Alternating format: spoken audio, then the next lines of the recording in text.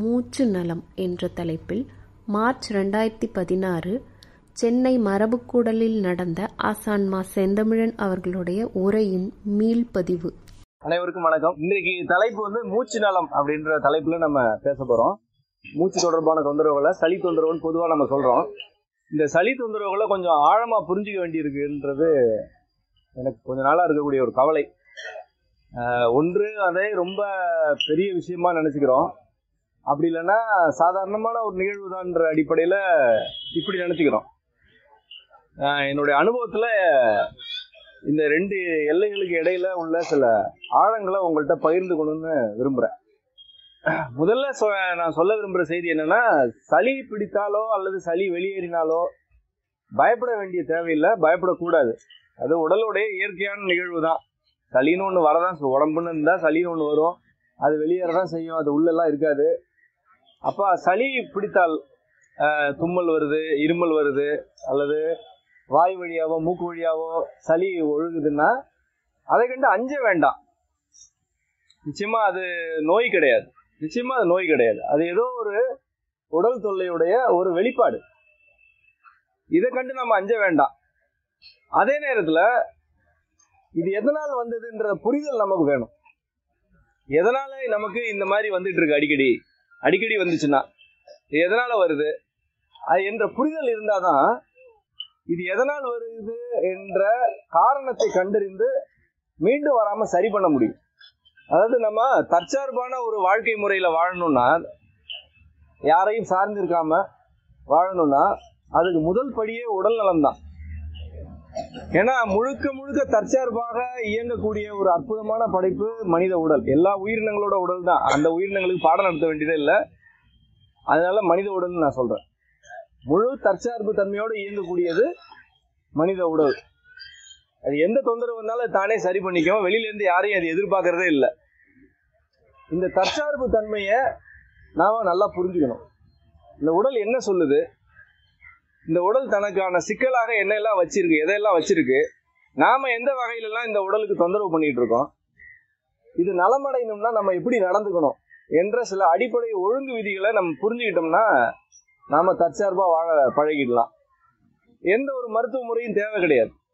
எந்த மருத்துவ முறையும் தேவையில்லாமலேயே உடலை சீராக வைத்துக் கொள்ள முடியும். அதுதான் படைப்போட விதியே. மருத்துவர்களை நம்பியெல்லாம் இந்த உடல் படைக்கப்படலை. மருத்துவ முறைகளை படைச்சிட்டு மனிதர்கள் படைக்கப்படவே இல்லை.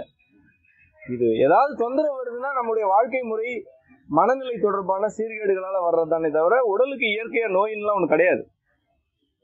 இப்போ நம்ம சளி நம்ம பொதுவா நம்பிட்டு இருக்கக்கூடிய ஒரு திரவம், ஒரு நீர்ம பொருள். அதை பார்ப்போமே. நமக்கு சளி என்ற உடனே ஞாபகத்துக்கு வர்றது என்னெல்லாம் வருதுன்னா, தலை குளிச்சா சளி பிடிக்கும், தண்ணி மாற்றி குடித்தா சளி பிடிக்கும், அதுக்கப்புறம் மழையில் நனைஞ்சா சளி பிடிக்கும், ஐஸ் சாப்பிட்டா சளி பிடிக்கும். இந்த மாதிரியான சில பழக்க வழக்கங்கள் காரணமாக சளி பிடிக்கும் அப்படின்னு நம்ம ஒரு பதிவு, மனப்பதிவில் இருக்கோம். மனப்பதிவு கூட இல்லை, அது ஒரு அறிவோட பதிவு. இப்படியெல்லாம் சொல்லி வச்சிருக்காங்க. ஆனால் உண்மை என்னன்னா, சளி என்பது இதெல்லாம் இல்லவே இல்லை. சளி என்பது நுரையீரலிலிருந்து ஊற்றெடுக்கக்கூடிய ஒரு திரவம் அல்ல. இது தயவு செய்து நல்லா இதை கொஞ்சம் நிதானமா புரிஞ்சுக்கங்க. சளி என்ற ஒரு நீர்மம் நுரையீரலில் அதிகமாக இருக்கும். உடலை விட்டு வெளியேறுவதற்கு முன்பு அது நுரையீரலை அதிகமாக வந்தடைகிறது. நுரையீரலில் இருந்து சளி வெளியேற்றப்படுகிறதே தவிர நுரையீரல் என்னும் ஊற்றிலிருந்து சளி உருவாவதில்லை. அது ஊற்றெடுப்பது நுரையீரல் அல்ல. நுரையீரல் அதற்கான உற்பத்தி இடம் அல்ல. எனவே நாம ஏதாவது தண்ணி குடிச்சாலோ மழையில் நனைஞ்சாலோ உடனே நுரையீரலேருந்து சளி அப்படியே உற்பத்தியாகி வந்து நிற்கின்ற அந்த கற்பனையிலேருந்து நம்ம வெளியில வரணும். ஒன்று.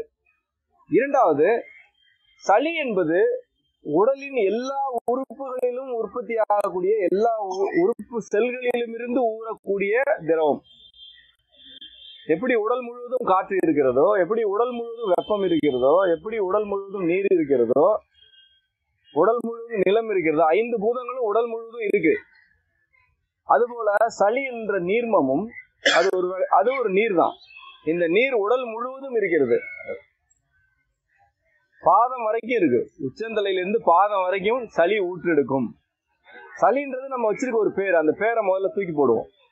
ஒரு கழிவு திரவம், கழிவு நீர்மம் அப்படின்னு வச்சிருவோம். உடலில் இருந்து வெளியேற வேண்டிய ஒரு நீர்ம பொருள், நீராக இருக்கக்கூடிய பொருள். அதுக்கு நம்ம சளின்னு ஒரு பேர் வச்சிருக்கோம்.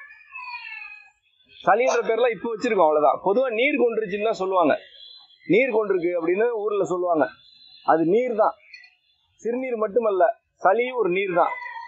இது கொஞ்சம் திடமா இருக்கும், நீர்த்து போகாம திடமா இருக்கும், அவ்வளவுதான்.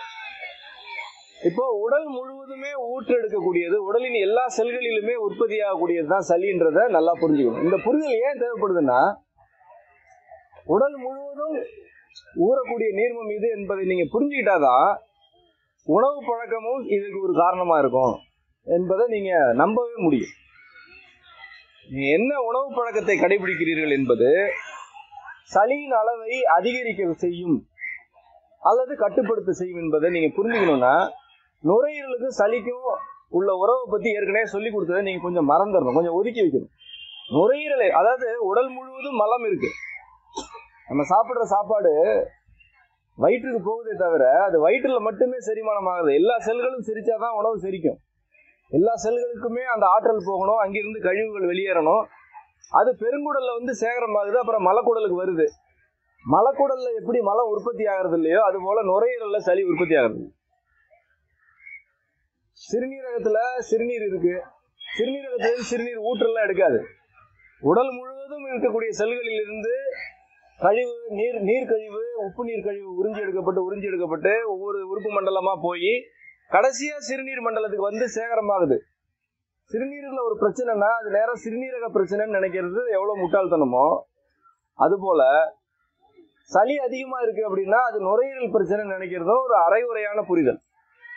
உடல் முழுவதும் ஒரே தொகுப்பு தான். உடல்ல ஒரு அங்கம் பாதிக்கப்பட்டா, ஒரு உறுப்பு மண்டலத்திலே பாதிப்பு ஏற்பட்டால் அது எல்லா உறுப்பு மண்டலங்களிலும் பாதிப்பை ஏற்படுத்தும். சளி என்று எடுத்துக்கொண்டால் ஒருவருக்கு நீண்ட காலமாக சளி இருந்து கொண்டே இருக்கிறது, நீண்ட காலமாக சளி குறையவே மாட்டேங்குது என்றால் நுரையீரலுடைய தனிப்பட்ட சிக்கல் அல்ல, அது உடலின் ஒட்டுமொத்தமான இயக்கத்தில் இருக்கக்கூடிய சீர்கேடு. இது முக்கியமான பாடம். இந்த இடத்துலதான் வாழ்க்கை முறைன்னு ஒண்ணு வருது. இப்போ நுரையீரல் தான் சளியோட இடம், நுரையீரலுக்கு தான் நம்ம வைத்தியம் பார்க்கணும், அதுக்கு தான் மருந்து மாத்திரை சாப்பிடணும், அல்லது அதுக்கு தான் ஏதோ ஒரு லேகியம் சாப்பிடணும். இந்த புரிதல்ல இருந்தீங்கன்னா இது குணமாகவே ஆகாது. ஏன்னா நீங்க மீண்டும் மீண்டும் நுரையீரல்ன்ற ஒரு உறுப்பை நோக்கி மருந்துகளை உள்ள அனுப்பிட்டு இருக்கிறீங்க. அது நலமடைகிறதுக்கு வழி இல்லை. தற்காலிக நிவாரணம் கிடைக்கும், ஒரு கட்டத்துக்கு மேல அந்த நிவாரணமும் கிடைக்காது. இப்ப நிறைய பேருக்கு வீசிங் இருக்கு, மூச்சிறைப்பு நிறைய பேருக்கு இருக்கு, குழந்தைகளுக்கு மிக அதிகமான அளவுல இருக்கு. வரலாறு காணாத வகையில மூச்சிறைப்பு இருக்கிற சமூகம் இதுதான். இதுக்கு முன்னாடி எல்லாம் எந்த காலத்திலயும் இவ்வளவு பேருக்கு மூச்சிறைப்பு இருந்திருக்க வாய்ப்பே கிடையாது, இருந்ததா கேள்விப்பட்டதும் இல்லை. நம்ம அப்படி ஒரு மருத்துவ புத்தகங்களையும் நம்ம பார்க்கல. இதுக்கு இவ்வளவு பெரிய சிக்கல்லாம் இருந்ததே இல்லை. இப்போ குழந்தைகளுக்கு மிக அதிகமா இருக்கு, இளைஞர்களுக்கும் வயதானவர்களுக்கும் கூட இருக்கு. இதுக்கு என்ன காரணம்னா நுரையீரலை நோக்கி நடத்தப்படுற தாக்குதல். சளி பிடிக்கும் பொழுதே அது ஒரு நுரையீரல்ல சேர்ந்த ஒரு ஃப்ளூயிட் என்ற நவீன புரிதல், ஒரு அரைகுறையான ஒரு புரிதலுக்கு போயிட்டு நுரையீரலுக்காக மருந்துகளை நீங்க தொடர்ந்து பயன்படுத்தும் பொழுது நோயுடைய மூல காரணம் உடம்பு முழுக்க இருக்கு. அதை நீங்க இன்னும் கண்டுபிடிக்கவே இல்லை, அதை புரிஞ்சிக்கவே இல்லை. ஆனா அது வந்து சேகரமாகிற ஒரு உறுப்பை மருந்துகளால தாக்குறீங்க போட்டு தொடர்ந்து. அந்த தாக்குதல் எப்படியான தாக்குதலா இருக்குன்னா, இந்த வெளியேற வேண்டிய சளிய உள்ளே வச்சு அடைக்கிற மாதிரியான மருந்துகளா இருக்கு. இயல்பா மலப்போக்கு வந்து காலையில தூங்கி எந்திரிச்சோம்னா மலம் கழிக்கணும்னா மலம் வந்தா போகணும்.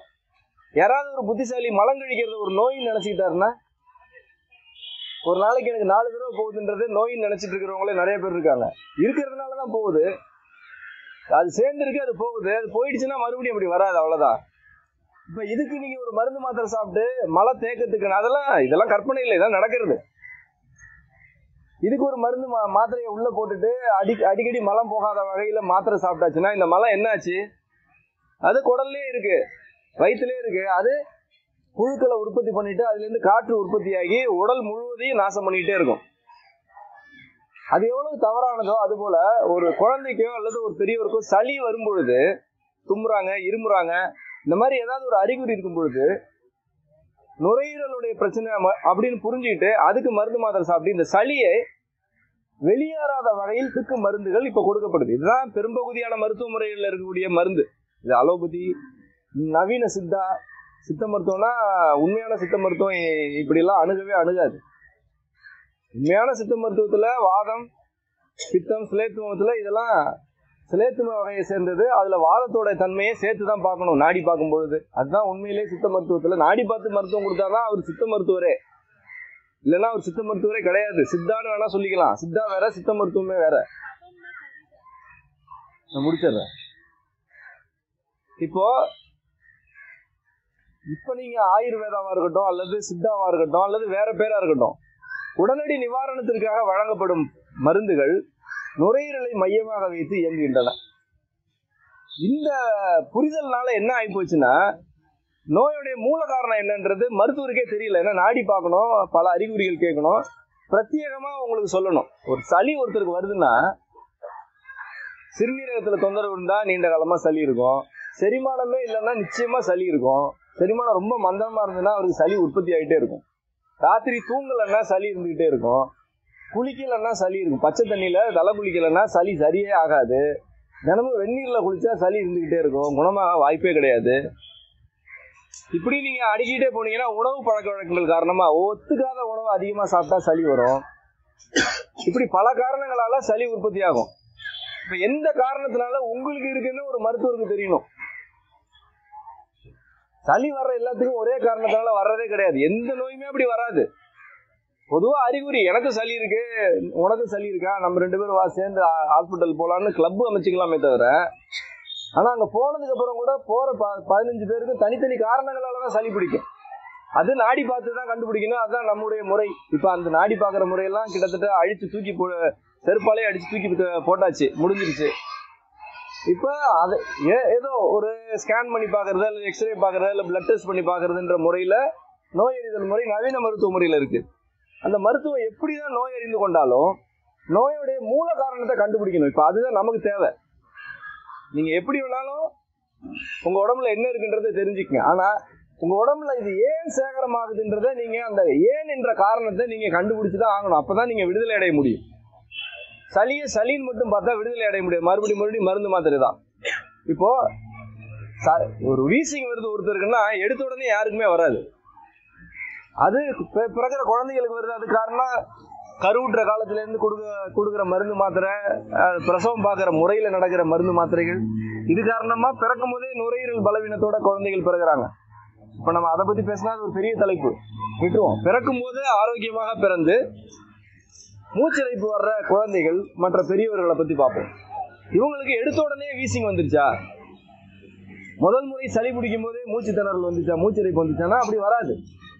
முதல்ல சளி தான் பிடிக்கும். சளி பிடிக்கும் போது என்ன செய்யறோம் நம்ம அப்படின்னா, பொதுவா உடனடியாக ஒரு மருத்துவரை போய் பார்க்குறோம். ஏதோ ஒரு மருந்து மாத்திரை கொடுக்குறாங்க. ஹாஸ்பிட்டல்ல இருந்து திரும்புறதுக்குள்ளே மூக்கு ஒழுகிறது நின்று போச்சு, இருமல் நின்று போச்சு. நமக்கு அது மிகப்பெரிய அற்புதமா இருக்குது. இயேசுநாதர் தொட்ட உடனே முடவர் எந்திரிச்சு நடந்து போனார்ன்ற அளவுக்கு உண்மையிலேயே அதுதான் அற்புதம். ஆனா இப்ப நம்ம எதை அற்புதம் நினைச்சிட்டு இருக்கிறோம்னா, ஒரு மாத்திரையை போட்ட உடனே இருமல் நின்று போச்சுன்னா இது ஒரு பெரிய மிராக்கல் அப்படி நம்ம நினைச்சிட்டு இருக்கோம். மீண்டும் மீண்டும் ஒரு 7 நாட்களுக்கு இந்த மருந்து மாத்திரைகளை சாப்பிடுறீங்க. குழந்தைகளுக்கு மாசத்துக்கு 2 தடவையாவது பீடியாட்ரிஷியன்ட்ட போகாத பெற்றோர்கள் ரொம்ப குறைவு. அல்லது மாசத்துக்கு 1 தடவையாவது போகணும். என்ன காரணம்னா, ஒரு முறை சளி பிடிக்க, இன்னொரு தடவை காய்ச்சல் வரும். இது 2க்கு மருத்துவம் பார்த்தா அதுக்கப்புறம் பேதி போகும். இது 3 சுழற்சியில வந்துட்டே இருக்கும். இதற்கான மருந்து மாத்திரைகளை அவங்க பவரை மட்டும் மாத்தி கம்பெனியை மாத்தி கொடுத்துட்டே இருப்பாங்க.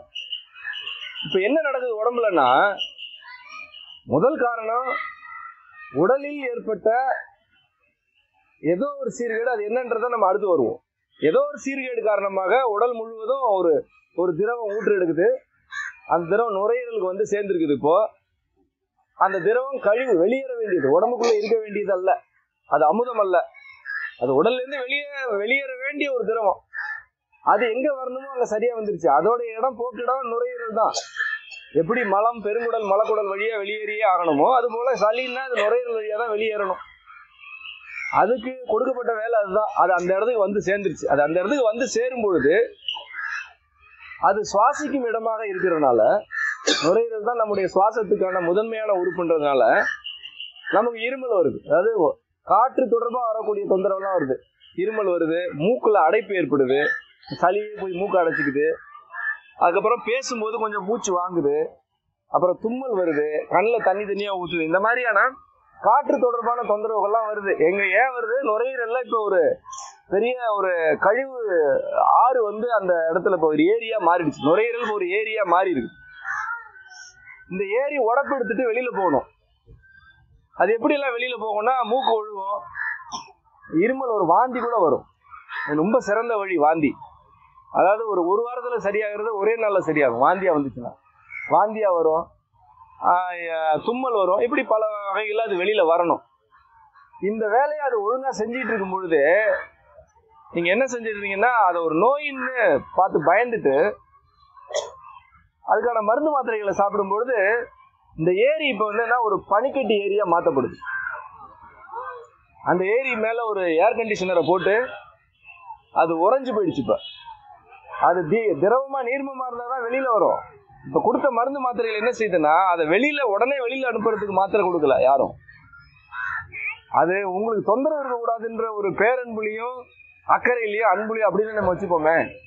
அதுக்கு பின்னாடி ஒரு வியாபார நோக்கம்லாம் இல்லை, நல்லவங்கன்னே நம்ம வச்சுப்போம். ஆனா அது ஒரு தவறான புரிதல். வெளியேற்ற வேண்டிய ஒரு மலக்கழிவை, ஒரு சளி கழிவை நுரையீரல்ல வச்சு பாதுகாக்கிற மருந்துகள் கொடுக்கப்பட்டதுனால இருமல் நின்று போச்சு, தும்மல் நின்று போச்சு, கண்ணில் தண்ணி வரல, வாந்தி வரல, ஒன்றும் வரல, இயல்பு நிலை திரும்பி விட்டது, முடிஞ்சிச்சு. இப்போ மறுபடியும் வழக்கம் போல ஏற்கனவே செஞ்ச வேலைகள் எல்லாம் செஞ்சுட்டு இருக்கிறீங்க. இந்த ஏற்கனவே செஞ்ச வேலை என்னன்றதுலதான் நோயோடைய மூல காரணம் இருக்கு. ஏற்கனவே பொதுவா செய்யற வேலை என்னன்னா, காலைல எந்திரிச்சோடனே பால் குடிக்கிறது அல்லது பால் கொடுக்கறது குழந்தைகளுக்கு. அது முதன்மையான காரணம். இன்னைக்கு சளி இருக்கிறதுக்கு முதன்மையான காரணம் பால் தான். ஏன்னா பால் நமக்கு முதன்மையான உணவே கிடையாது. நமக்கு அப்படி ஒரு உணவு பழக்கமே நம்முடைய மரபுல இருந்ததே கிடையாது. நம்ம மாடெல்லாம் 1.5 லிட்டர் 1 லிட்டர் தான் கறக்கும். அதுதான் நம்ம மாடு. ஏன் நம்ம நாட்டு மாடுகள், தமிழ்நாட்டு மாடுகள் ஏன் 1.5 லிட்டர் 2 லிட்டர் கறக்குது அப்படின்னா, பாலிலிருந்து வர வேண்டிய சத்து நமக்கு தேவையே கிடையாது. நமக்கு வேற உணவுப் பொருள் இருக்கு, அதுல பால்ல இருக்கிறத விட அதிகமான சத்தெல்லாம் நம்ம உணவுல இருக்கு. வெளிநாடுகள்ல உள்ள மாடுகள் நிறைய கறக்குதுன்னா அந்த குளிரை தாங்கிறதுக்கு நிறைய கொழுப்பு வேணும். ஒரு டென்மார்க்ல உள்ள மாடு நிறைய பால் கறக்குதுன்னா டென்மார்க்குடைய பருவநிலையை தாங்கிறதுக்கு உணவு வேற. அவங்கள கொண்டு தமிழ்நாட்டில் போட்டால் அவங்க தாங்க மாட்டாங்க. அங்கே நிறைய புரதம் வேணும், நிறைய கொழுப்பு வேணும், இந்த மாதிரி நிறைய ஊட்டச்சத்து அதிகமாக வேணும். அப்போ அங்கே உள்ள மாடு நிறைய கறக்குது. அதாவது ஒரு உயிரினம் படைக்கப்படும் போது எங்க எது தேவையோ அதுதான் படைக்கப்படும். தப்பாலாம் காய்களை மாற்றி வச்சு செக்கு வாங்குற வேலையெல்லாம் கடவுளுக்கு கிடையாது. எந்த நாட்டுல எந்த சூழல்ல எந்த உயிரினம் வளருமோ, இயற்கையா வளருமோ, அது அதனுடைய உணவு சங்கிலியில எதெல்லாம் இருக்குமோ அதுதான் இருக்கும். இப்போ நம்முடைய முன்னோர்கள் இப்படி சொம்பா பால் குடிச்சாங்களா? வாங்கி வச்சுட்டு பாலா குடிச்சிட்டு இருந்தாங்களா? அது கிடையாது. ரொம்ப சில பேர் அது உணவு பழக்கமா வச்சிருப்பாங்க. துறவரம் போறவங்க பால் மட்டுமே குடிப்பாங்க. பிற உணவுகள் அதிகமா சாப்பிடாதவங்க பால் மட்டுமே குடிப்பாங்க. இதெல்லாம் தனியா ஒரு வாழ்க்கை முறையா மாத்திக்கிட்டவங்க. அதெல்லாம் 1000க்கு ஒருத்தர் இருந்து அதிகம். ஆனா பொதுவாக உழைக்கும் மக்கள், சாதாரண அன்றாட வேலை செஞ்சுட்டு இருக்கிறவங்க, ஏன் மாடு வளர்க்குறவங்களே பால் குடிக்க மாட்டாங்க. நம்முடைய பாடல்கள்ல, சங்க இலக்கியங்கள் எல்லாம் முல்லை நிலத்து பாடல்கள் எல்லாம் இருக்கு. இதெல்லாம் மாடா இப்ப இருக்கிறதெல்லாம்? இதெல்லாம் மாடும் கிடையாது, ஒண்ணும் கிடையாது. அப்பெல்லாம் 2000 மாடு 3000 மாடு, ஒரு ஆணிரை கூட்டம்னா ஒரு 5000 மாடு இருக்கும். இந்த சென்னை முழுக்க ஒரு 10 கிராமம் இருக்கும். இது முழுக்க மாடு மேயும். அந்த மாதிரி மாடு வளர்த்த சமூகம் இது. அவங்க கூட என்ன விற்பனை செஞ்சாங்கன்னா, பால் விற்பனை செஞ்சதா குறிப்புகளே இல்லை. வெண்ணெய் விற்பனை செஞ்சாங்க, நெய் விற்பனை செஞ்சாங்க, தயிர் கொண்டு போய் கொடுத்தாங்கன்றது தான் குறிப்புகள்ல இருக்கே தவிர பால் விற்பனை செஞ்சதா குறிப்பே கிடையாது. ஏன்னா அது அப்படி ஒரு உணவுப் பொருளா இருந்ததே கிடையாது. இது வெண்மை புரட்சின்ற பேர்ல இங்க சீமை மாடுகளை கொண்டு வந்து இறக்குமதி பண்றதுக்காகவும் அது தொடர்பான மருத்துவத்துறை வளர்றதுக்காகவும் செய்யப்பட்ட ஒரு வேலை. அது பால் உற்பத்தின்றது நிச்சயமாக திணிக்கப்பட்டதை தவிர இயல்பா இந்த நிலத்திலிருந்து வளர்ந்த ஒரு தொழில் அல்ல. இப்ப இந்த பாலை அதிகமா பயன்படுத்தும் பொழுது என்ன ஆயிடுதுன்னா, இது உடலுக்கு தேவையில்லாத ஒரு உணவா இருக்கு. நீங்க உடலை பற்றி நல்லா ஒண்ணு புரிஞ்சுக்கங்க. தனக்கு வேணும்னா அது கேட்கும், பசிக்குதுன்னா அதுவே கேட்கும். பசிக்காம சாப்பிடக்கூடாது. எது வேணுமோ அதை அதுவே கேட்கும். நல்ல உடலை உணர தெரிஞ்சவங்களுக்கு தெரியும், இனிப்பு சாப்பிடணும் போல இருக்கும் சில நேரங்கள், அப்ப இனிப்பை போய் சாப்பிடணும். புளிப்பு சாப்பிடணும் போல இருந்தா புளிப்பு சாப்பிடாது. உடம்ப நல்லா புரிஞ்சுக்கிட்டவங்களுக்கு அது நல்லா தெரியும். இப்ப உடலுக்கு தேவையில்லாத உணவை உள்ளே அனுப்பும் பொழுது அது கழிவாக தான் மாற்றுது தவிர சத்தாக மாற்றாது. நீங்க உள்ள அனுப்புற உணவு உன்னதமானதுன்னு சில ஆய்வு நிறுவனங்கள் சொல்லியிருக்கோம், விளம்பரத்துல சில பேர் எல்லாம் சொல்லியிருப்பாங்க. அதெல்லாம் உடம்பு கேட்க வேண்டிய அவசியமே அது கிடையாது. அது ஒரு முட்டாள். அது படிக்கல, பல்கலைக்கழகத்தை பத்தி அதுக்கு தெரியாது, அதுக்கு டிவி பார்க்க தெரியாது, அதுக்கு இந்த நடிகர் சொன்னா நல்லா இருக்கும் அப்படின்ற அந்த புரிதல் பகுத்தறிவே இல்லாத ஒண்ணு உடம்பு. அதுக்கு ஞானம் மட்டும்தான் இருக்கு. பகுத்தறிவை காட்டிலும் ஞானம் மேலானது. ஏன்னா ஞானம் என்பது காலங்களை கடந்து நமக்கு கடத்தப்படுவது. பகுத்தறிவு இன்னைக்கு ஒண்ணு இருக்கும், நாளைக்கு வேற இருக்கும். மொத்தம் எத்தனை கோள் இருக்குன்னு கேட்டா இன்னைக்கு ஒரு கணக்கு, 2 வருஷம் கழிச்சு கேட்டா வேற கணக்கு. செவ்வாய் கிரகத்துல என்ன இருக்குன்னு கேட்டா இன்னைக்கு ஒரு தகவல், நாளைக்கு வேற தகவல். இது மாறிட்டே இருக்கும். ஆனா ஞானம் எப்பொழுது மாறாது. உடல் என்பது ஞானத்தின் அடிப்படையில் செயல்படக்கூடியது, மெய்யறிவின் அடிப்படையில் செயல்படக்கூடியது. அது தேவையானதை மட்டுமே எடுத்துக்கொள்ளும், தேவையில்லாதை நிராகரிக்கும். நீங்க பசிக்காம சாப்பிடும் பொழுதோ அல்லது உடலுக்கு தேவையில்லாத உணவை கட்டாயமாக திணிக்கும் பொழுதோ அது செரிக்கும். ஆனா கழிவுகளை தான் அது அதிகமா சேர்த்து வைக்குமே தவிர ஆற்றலாக மாற்றாது. இப்போ பால் என்பது தேவையில்லாத உணவு, தேவைக்கு அதிகமாக அது உட்கொள்ளப்படுகிறது என்பதால் இந்த பாலை கழிவாக மாற்றி அது உடலுங்க வச்சுக்க. அது ஒரு திரவ பொருள்ன்றதுனால உடல் முழுக்க திரவ கழிவு இப்ப அதிகமா இப்ப இருக்கிற மனிதர்களுக்கு நாடியில கையை வச்சு பார்த்தா திரவ கழிவு இல்லாத மனிதர்களே கிடையாது. மிதமிஞ்சிய திரவ கழிவுகள் தான் இன்னைக்கு எல்லாரோட உடம்புலயும் இருக்கு. அதுக்கு முதன்மையான காரணம் பால். இப்போ பால் தேவையில்லாத உணவுன்றது இது நான் இதுவரைக்கும் சொல்லிட்டு இருந்தது. பால் அப்படியே கறந்து, இப்ப நான் சொல்லிட்டு இருந்தது எல்லாமே என்னன்னா கற்பனை தான். இப்ப நீங்க எந்த பாலை குடிக்கிறீங்கன்னு நினைச்சிட்டு நான் பேசுறேன்னா, உங்க வீட்டுல மாடு இருக்கு அல்லது தெருவிலே மாடு இருக்கு, கறந்து அப்படியே கொண்டு வந்து காய்ச்சி குடிக்கிறீங்கன்ற அடிப்படையில தான் நான் பேசிட்டு இருக்கேன். அப்படி யாராவது குடிக்கிறீங்களா? நான் அந்த பாலோட பிரச்சனையை தான் இவ்வளவு நேரம் சொல்லிட்டு இருந்தேன், அது தேவையில்லாத உணவு அப்படின்னு. இப்ப நம்ம குடிக்கிற பால் எப்ப கறந்ததுன்னு யாருக்கும் தெரியாது. அது மாட்டுல இருந்து தான் கறந்ததான்றது சத்தியமா தெரியாது. அதுக்கப்புறம் அது கறந்த பிறகு உங்களை வந்து சேரும் வரையில அது மீது நடத்தப்பட்ட தாக்குதல்கள், வன்முறைகள் இதெல்லாம் சத்தியமா தெரியவே தெரியாது. நிச்சயமா உங்களுக்கு தெரியாது. பாலை அதாவதுங்க ஒரு நல்ல உணவுன்றது கெட்டு போகணும், அதான் யோகியதை. மனுஷனா இருந்தா சாகணும், இல்லைன்னா அது மிஷின் இல்லையா? அது தயாரிக்கப்பட்டதுல இருந்தே அது பாட்டுக்கு இருந்துகிட்டே இருக்கணும், அது மிஷின். அது மனுஷனா இருந்தா பிறக்கணும், சாகணும், இடையில வாழணும். ஒரு பொருள் இருந்துச்சுன்னா அது கெடணும். கெடுறதுன்னு நம்ம சொல்றோம், ஆனா உண்மை என்ன? அது பல கோடி உயிரினங்களுக்கு உணவாகுது. ஒரு உணவுப் பொருள் என்பது ஒருவருக்காக படைக்கப்படுறதே இல்லை, அது பல பேருக்கு படைக்கப்படுது, எல்லாரும் சாப்பிடணுன்றதுக்காக படைக்கப்படுது. அதுதான் நம்ம கெட்டு போறதுன்னு நினைக்கிறோம். நீங்க பயன்படுத்தலைன்னா அதை வேற ஒரு உயிரினம் பயன்படுத்தணும். பாலா இருந்தா தெரிஞ்சு போகணும், தெரிஞ்சு போனாதான் பால். ஆனா இன்னைக்கு பால் கெட்டு போனா நீங்க ஒத்துக்க முடியுமா? ஒத்துக்குவீங்களா? ஒத்துக்கவே மாட்டீங்க. ஏன் ஒத்துக்கிறது இல்லைன்னா, நமக்கு அதுல பொருளாதார கணக்கு தான் இருக்கு. அது லிட்டர் இவ்வளோன்னு வாங்கியிருக்கான், அது வீணா போச்சு அப்படின்னு பொருளாதார கணக்கு. 45 ரூபா ரொம்ப பெரிய விஷயமா தெரியுது. இந்த மாதிரியான மனநிலையினாலதான் பால் நிறுவனங்கள் என்ன செய்யுதுன்னா 6 மாசம் கூட கெடாத பாலை இப்ப தயாரிச்சிருக்காங்க. இப்ப அதை பால்னே சொல்லக்கூடாது நியாயமா. இதெல்லாம் பாலே கிடையாது, நீங்க வாங்கி வச்சீங்கன்னா 6 மாசம் கூட கெடாது, அப்படி எல்லாம் பால் வந்துருச்சு. இந்த பால் பெரும்பாலான வணிக நிறுவனங்கள்ல பயன்படுத்தப்படுது. ஏன்னா அவங்கள பொறுத்த வரைக்கும் வேஸ்டேஜ் இருக்கக்கூடாது, அவ்வளவுதான். ஒரு டீ கடையில இது பயன்படுத்தப்படுது, பெரிய ஹோட்டல்கள்ல பயன்படுத்தப்படுது, சில வீடுகளே பயன்படுத்தப்படுவது. அந்த வீடுகள் மட்டும் தெரிஞ்சுன்னா நம்மளாம் போறதை நிறுத்திடலாம். இதெல்லாம் வந்து விஷம் வச்சு கொல்ற வேலை. இப்ப ஒரு பாலுன்னா கெட்டு போகணும், இது கூடயா தெரியாது? இப்ப நம்ம கெடாத பாலுக்கு ஆசைப்பட்டு வந்துருச்சு, நம்ம ஆசைப்பட்டா கிடைக்கும், ஆனா நம்ம ஆசைப்படுறது கூட வீணா போனதா இருக்கு. ஒரு நீங்க கிராமங்களுக்கு போய் பாருங்க, பாலை கறந்து கொண்டு வந்து அந்த சொசைட்டி கொண்டு வந்து வைப்பாங்க. அந்த கொண்டு வந்து அந்த விற்பனையகத்துல வைக்கிறதுக்குள்ள அந்த பால் கறந்தவங்களோட பதட்டத்தை பாத்தீங்கன்னா புரியும். ஒரு அரை மணி நேரம் 1 மணி நேரம் வண்டி வர தாமதம் ஆயிடுச்சுன்னா பால் கெட்டு போயிருன்ற அளவுக்கு அவங்க பயப்படுவாங்க. அந்த அரை மணி நேரம் 1 மணி நேரமே ஒரு பாலை பராமரிக்கிறதுக்கு முக்கியமானது, அதுலயே அது கெட்டு போயிடும். ஆனா அந்த வண்டி வந்த உடனே எடுத்து ஐஸ் பெட்டியில ஊத்தி அதுக்கப்புறம் அது வந்து மம்மி தான். அந்த பிணம் அழுகவே அழுகாது 5000 ஆண்டுகள் ஆனாலும். அவ்வளவுதான். அதுல வண்டியில வைக்கும் போது ஒரு ஐஸ் பெட்டியில வைக்கிறதோட சரி. அதுக்கப்புறம் பால் கம்பெனிக்கு போனதுல இருந்து அங்க போய் ஸ்டோரேஜ்ல வச்சு அதுக்கப்புறம் அது சுழற்சி பண்ணி அதுல இருந்து கொழுப்புகளை எல்லாம் பிரிச்சு அது தனியா கடை விரிச்சு அது வெண்ணெய், நீங்க ஆசையா வாங்கி இந்த கட்டி கட்டியா இருக்குமே அது பேர் என்ன, பன்னீர், இந்த மாதிரி சீஸ், இந்த மாதிரியான, அதாவது ஒரு ஆடை தொங்க விட்டு மொத்தத்தையும் அறுத்துட்டு தோலை மட்டுமே துண்டு போட்டு வித்தாலும் வாங்குற சமூகம் இருக்குன்னா அது இந்த பால் வாங்குற சமூகம் தான்.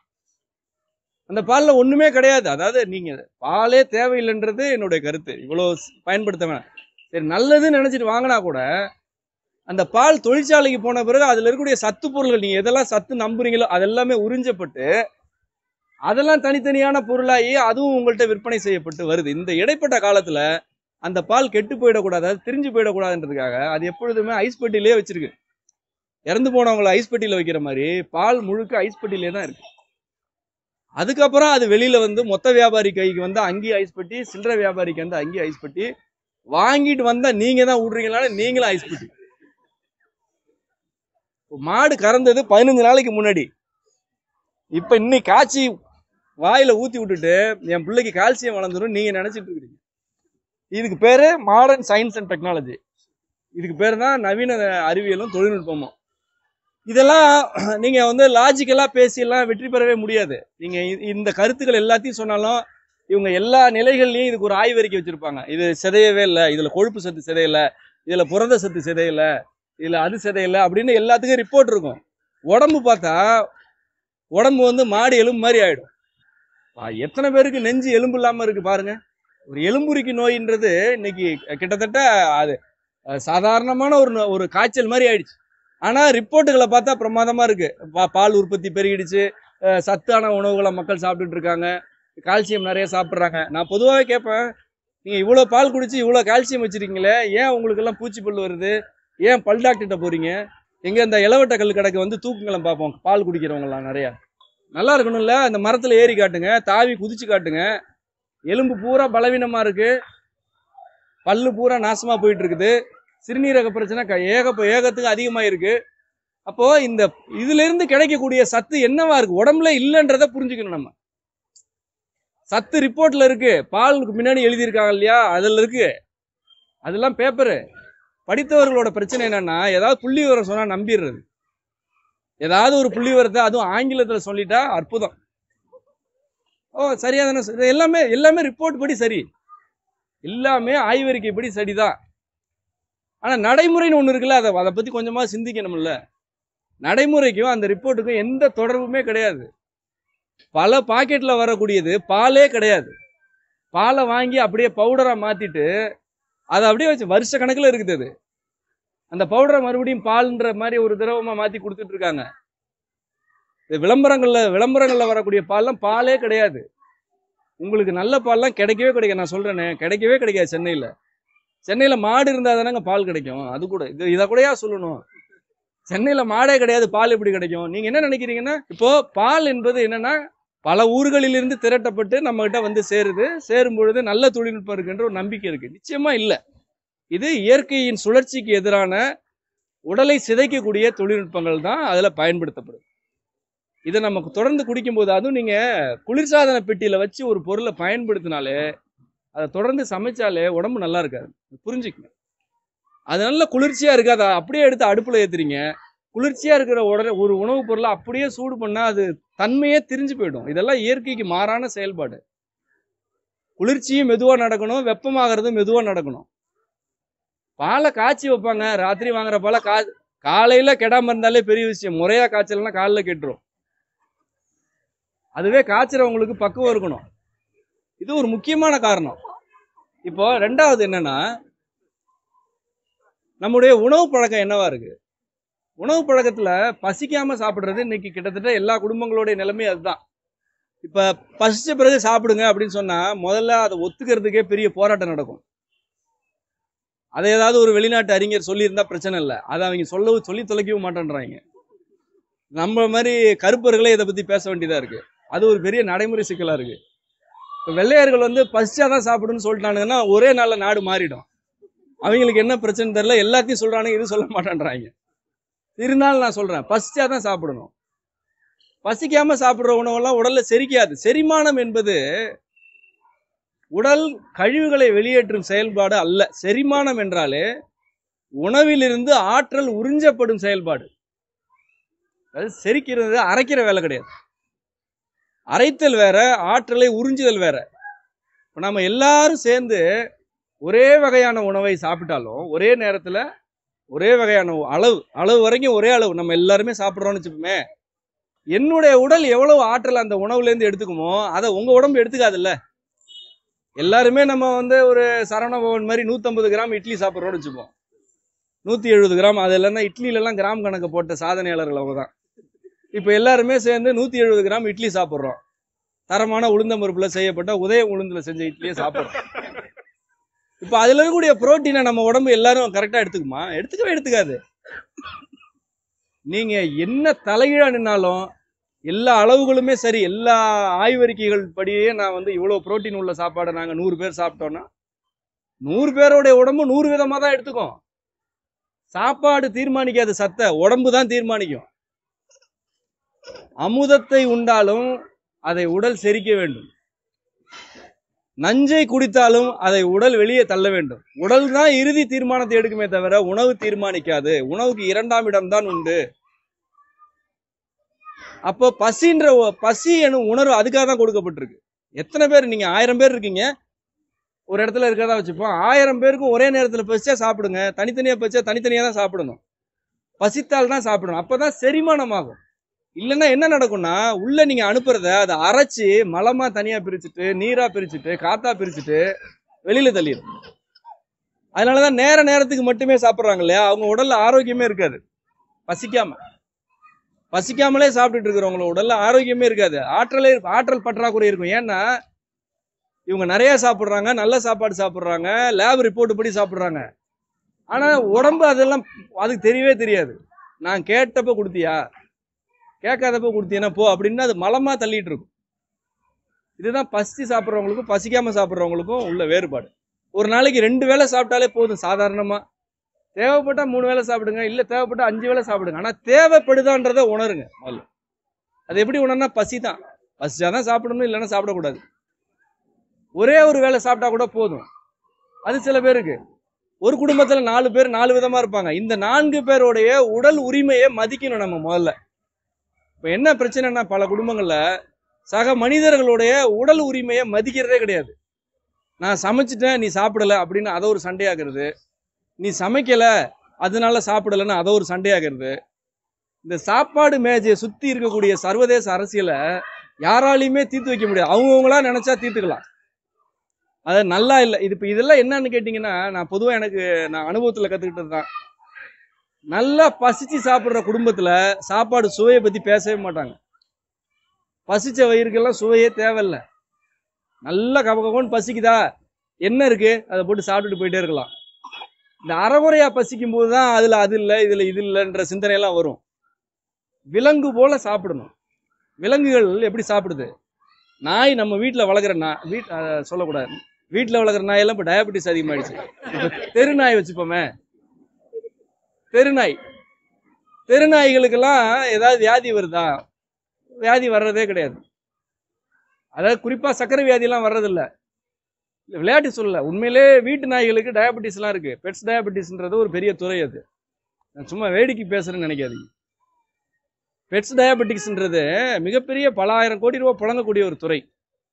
ஏன் வீட்டு நாய்க்கு மட்டும் இந்த பிரச்சனை வருது? அதை ஏன் சக்கரை நோயாளியா நம்ம மாத்துறோம்னா, அதை இந்த மாதிரி கெடுத்து கட்டி போட்டு அதுக்கு தட்டுல நேரம் போட்டு வச்சு தின்னு தின்னு தின்னு தின்னு தின்னு சொல்லி அதை நம்மள மாதிரி ஆக்கி விட்டோம். அந்த தெருவில் திரியிற நாய் பாரு, அது பாட்டுக்கு ஓடுது, காரை துரத்துது, லாரியை துரத்துது, லாரிக்கு அடியில பூந்து அந்த பக்கம் வெளியில வந்துடும்.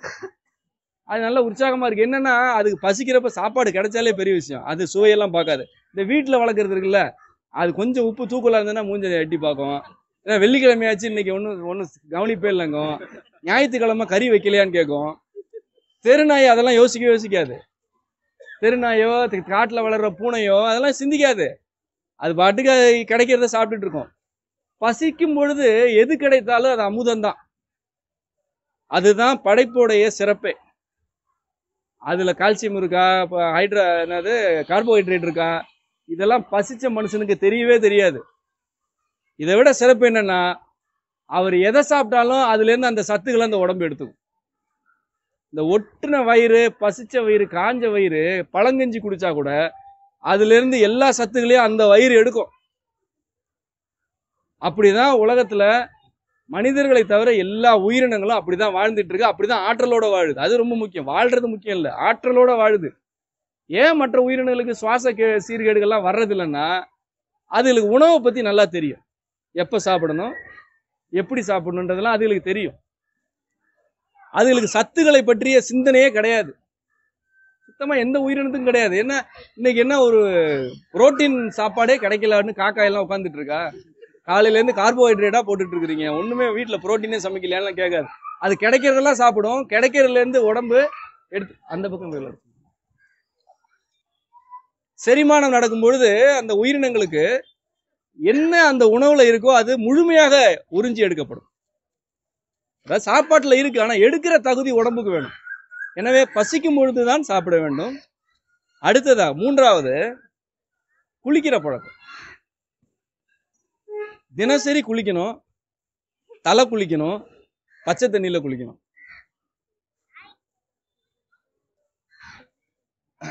இந்த பழக்கம் ரொம்ப பேர்ட்ட கிடையாது. இது சின்ன வயசுல குளிக்கிறதுக்கு அலுப்பு போட்டுட்டு குளிக்காம இருப்பாங்க. அதெல்லாம் ஒரு விளையாட்டு, பரவாயில்ல, நல்ல, அதெல்லாம் ஒரு பெரிய குறையே கிடையாது. அதை யாராவது கிண்டல் பண்ணா எனக்கு கோவம் வரும். ஏன்னா நான் அது மாதிரி பண்ணியிருக்கேன். வாரத்துக்கு 2 நாள் தான் குளிப்பேன் சின்ன வயசுல. இப்போ ஒரு நாளைக்கு 4 தடவை குளிக்க வேண்டியிருக்கு.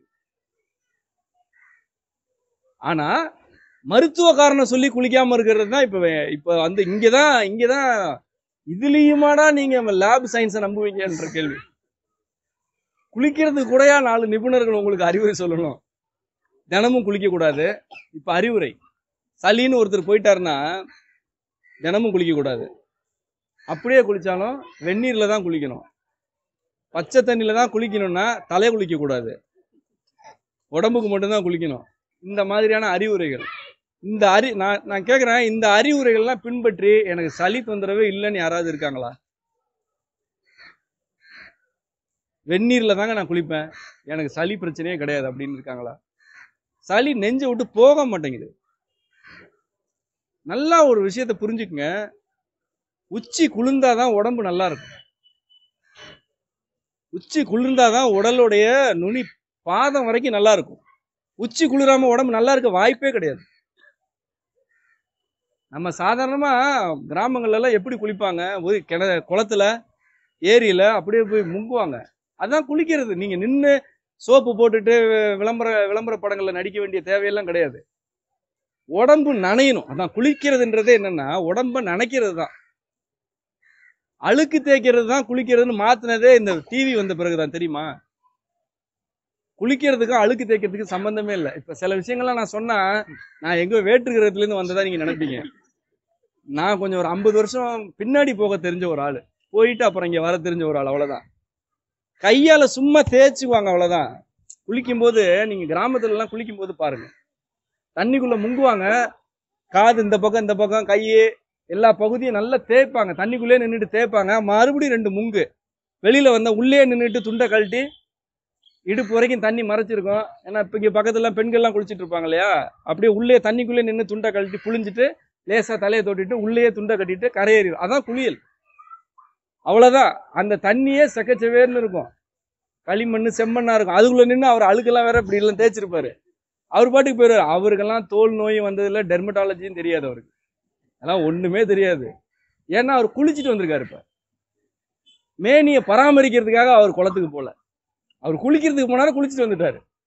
இப்ப குளியலுக்கும் நம்ம சோப்புக்கும் ஒரு உறவை ஏற்படுத்தி விட்டாங்க. குளிக்கிறதே உடலோட அழுக்குகளை நீக்கிறதுக்கு தான் அப்படின்னு. உடலோட அழுக்க நீக்கிறது இப்ப வேர்த்திட்டு இருக்குல்ல, அதான் எத்தனை தடவை வேர்க்குது. இப்ப இதுதான் உடம்பு தானே குளிச்சிட்டு இருக்கு. இது நீக்கிற மாதிரி எந்த சோப்பும் உடம்புல இருந்து அழுக்க நீக்கவே நீக்காது. ஏன்னா இது ரத்தத்துல இருக்கிற கழிவை கூட கொண்டு வந்து வெளியில தள்ளிட்டு இருக்கு. தோலை சுத்தம் பண்றதெல்லாம் குளியலே கிடையாது. உண்மையான தூய்மை என்பது ரத்தத்துடைய அணுக்கள்ல இருக்கக்கூடிய கழிவை வெளியில கொண்டு வரணும். அது வேர்வை தான் செய்யும். ஒரு நாளைக்கு அப்போ ஒரு உடம்பு 100 தடவை குளிக்கும். வேலை செய்யும் போது, வெயில்ல நிற்கும் போது, நடக்கும்போது வேர்த்துக்கிட்டே இருக்குன்னா உடம்பு குளிச்சுக்கிட்டே இருக்கு. இப்ப வேர்த்துக்கிட்டே இருக்கு, உள்ள இருந்து கழிவு வெளியேறிக்கிட்டே இருக்கு. அது மட்டும் நடக்கல, இந்த வெயில தாங்குற அளவுக்கு உடம்பு தன்னை குளிர்ச்சி பண்ணிட்டு இருக்கு. வேர்வை குளிர வைக்கும் உடம்ப. இதெல்லாம் தானே உடம்பு செஞ்சுக்கும். இதெல்லாம் தனியா நம்ம செய்ய வேண்டாம். இதை தவிர நம்ம எதுக்கு குளிக்க வேண்டியிருக்குன்னா உடம்ப குளிர்விக்கிறதுக்கு தான். உச்சி குளிரணும். உச்சி குளிர்ந்தாதான் ஏங்க நீங்க ஒரு பிசியை எப்படி பராமரிக்கிறீங்க? ஒரு கம்ப்யூட்டருக்கு ஏசி எல்லாம் போடுறீங்கல்ல, அதுக்கு ஒரு சின்ன ஃபேன் வைக்கிறீங்க, அதுக்குள்ளே இன்பில்ட்டா ஒரு சின்ன ஃபேன் இருக்கு. எந்த உறுப்பு அதிகமா வேலை செய்தோ அந்த உறுப்பு சூடாகக்கூடாதுன்றது கூட தெரியாது. மூளை அதிகமா வேலை செய்யுது எல்லா மனிதர்களுக்குமே. சிந்திச்சுட்டே இருக்கும், வேலை செஞ்சுட்டே இருக்கு. அப்ப தலை சூடாவே இருந்துச்சுன்னா உடம்பு எப்படி நல்லா இருக்கும்? மூளையில நரம்பு மண்டலம் முழுக்க, இப்ப குளிக்காத மக்களுக்கு நரம்பு மண்டலம் முழுக்க வெப்பமா இருக்கு, ரொம்ப கொதிச்சு போகுது. இந்த மாதிரி அன்றாடம் தலையில பச்சை தண்ணி ஊத்தாதனாலேயே மூளை நரம்பியல் சிக்கல்லாம் வருது. நரம்புகள் இவ்வளவு சூடாக கூடாது, இவ்வளவு அதிரக்கூடாது. மூளையெல்லாம் குளிர்ச்சியா அப்படி இருக்கணும். அது கொழுப்புகளுக்கு நடுவில் மிதந்துட்டு இருக்கு. அது ஒரு கடல்ல மிதக்குது. சுருக்கமா சொல்லணும்னா அது ஒரு கடல்ல, அந்த கடல் அதிகமா சூடாயிடக்கூடாது. அதுதான் கட்டுப்பாடுகளை உடல் முழுவதும் எடுத்துட்டு போயிட்டு இருக்குது. அந்த உறுப்பு மண்டலம் தான். அது கண்ணாப்புண்ணான்னு சூடா இருக்கு. அதுல வெந்நீரை வேற தொடர்ந்து ஊத்திட்டு இருக்கிறீங்க. அது அதிகமா சூடாயிட்டே இருக்கு. சூடாகும் பொழுது உடலுடைய இயற்கையான இயக்கமே இருக்காது. உடல் இயற்கையா தன்னோட கழிவை வெளியேற்றணும், அது வெளியேற்றாது. செரிமானம் ஒழுங்கா நடக்காது. முக்கியமா கருப்பை அதிக வெப்பம் அடைஞ்சிரும். வெந்நீரை தலையில ஊத்திட்டே இருந்தா கருப்பை வெப்பமாயிட்டே இருக்கும். இன்னொரு முக்கியமான சிக்கல் என்னன்னா, நுரையீரல் உடல் குளிர்ந்துச்சுன்னா, சட்டுன்னு உடல் குளிரணும். அப்போ நுரையீரல் வெப்பத்தை அதிகப்படுத்தும். உடல் எப்பவுமே எதிர்வினையாற்றும். இப்ப வெயில்ல நிக்கிறேன், வேர்த்து உடல் குளிர வச்சிட்டு இருக்கு. இப்ப தண்ணிக்குள்ள போய் கிடக்குறோம்னு வச்சுக்கங்களேன், கிணத்துல ஒரு 2 மணி நேரம் கிடக்குறோம்னா உடம்பு சூடாகும். அதுதான் உடம்பு. வெளியில அதிக குளிர்ச்சி இருந்தா இது வெப்பத்தை உருவாக்கும், அதிக வெப்பம் இருந்துச்சுன்னா இது குளிர்ச்சியை உருவாக்கும். இதெல்லாம் செஞ்சாதான் அது உடம்பு. சரியா? இப்போ நுரையீரல்ல நீங்க தினசரி ஒரு பச்சை தண்ணியில தலை குளிச்சுட்டு இருக்கும் போது நுரையீரல் என்ன செய்யணும்னா அது கொஞ்சம் வெப்பத்தை உருவாக்கும். வெப்பத்தை உருவாக்கும் போது மேல இருக்கக்கூடிய சளி திரவம் உருகி உருகி வெளியில வந்துகிட்டே இருக்கும். அதுதான் சளி பிடிக்கிறதுன்னு நம்ம நினைக்கிறோம். இப்ப நம்ம என்ன நினைச்சிடறோம்னா, தலை குளிச்சதுனால சளி பிடிச்சிருச்சுன்னு. தலையில தண்ணி ஊத்தும் பொழுதே நுரையீரல்ல இருந்து தலையில தண்ணி ஊத்திட்டான், சளி ஊறு அப்படின்லாம் ஊறுறது இல்லை. இப்ப நம்ம நினைச்சிட்டு இருக்கிறதெல்லாம் அதுதான். தலையில தண்ணி ஊத்துனியா சளி பிடிச்சிருச்சு, தலையில தண்ணி ஊத்தணும், நுரையீரல்ல இருந்து சளி எல்லாம் அப்படியே ஊறி வந்துருச்சு.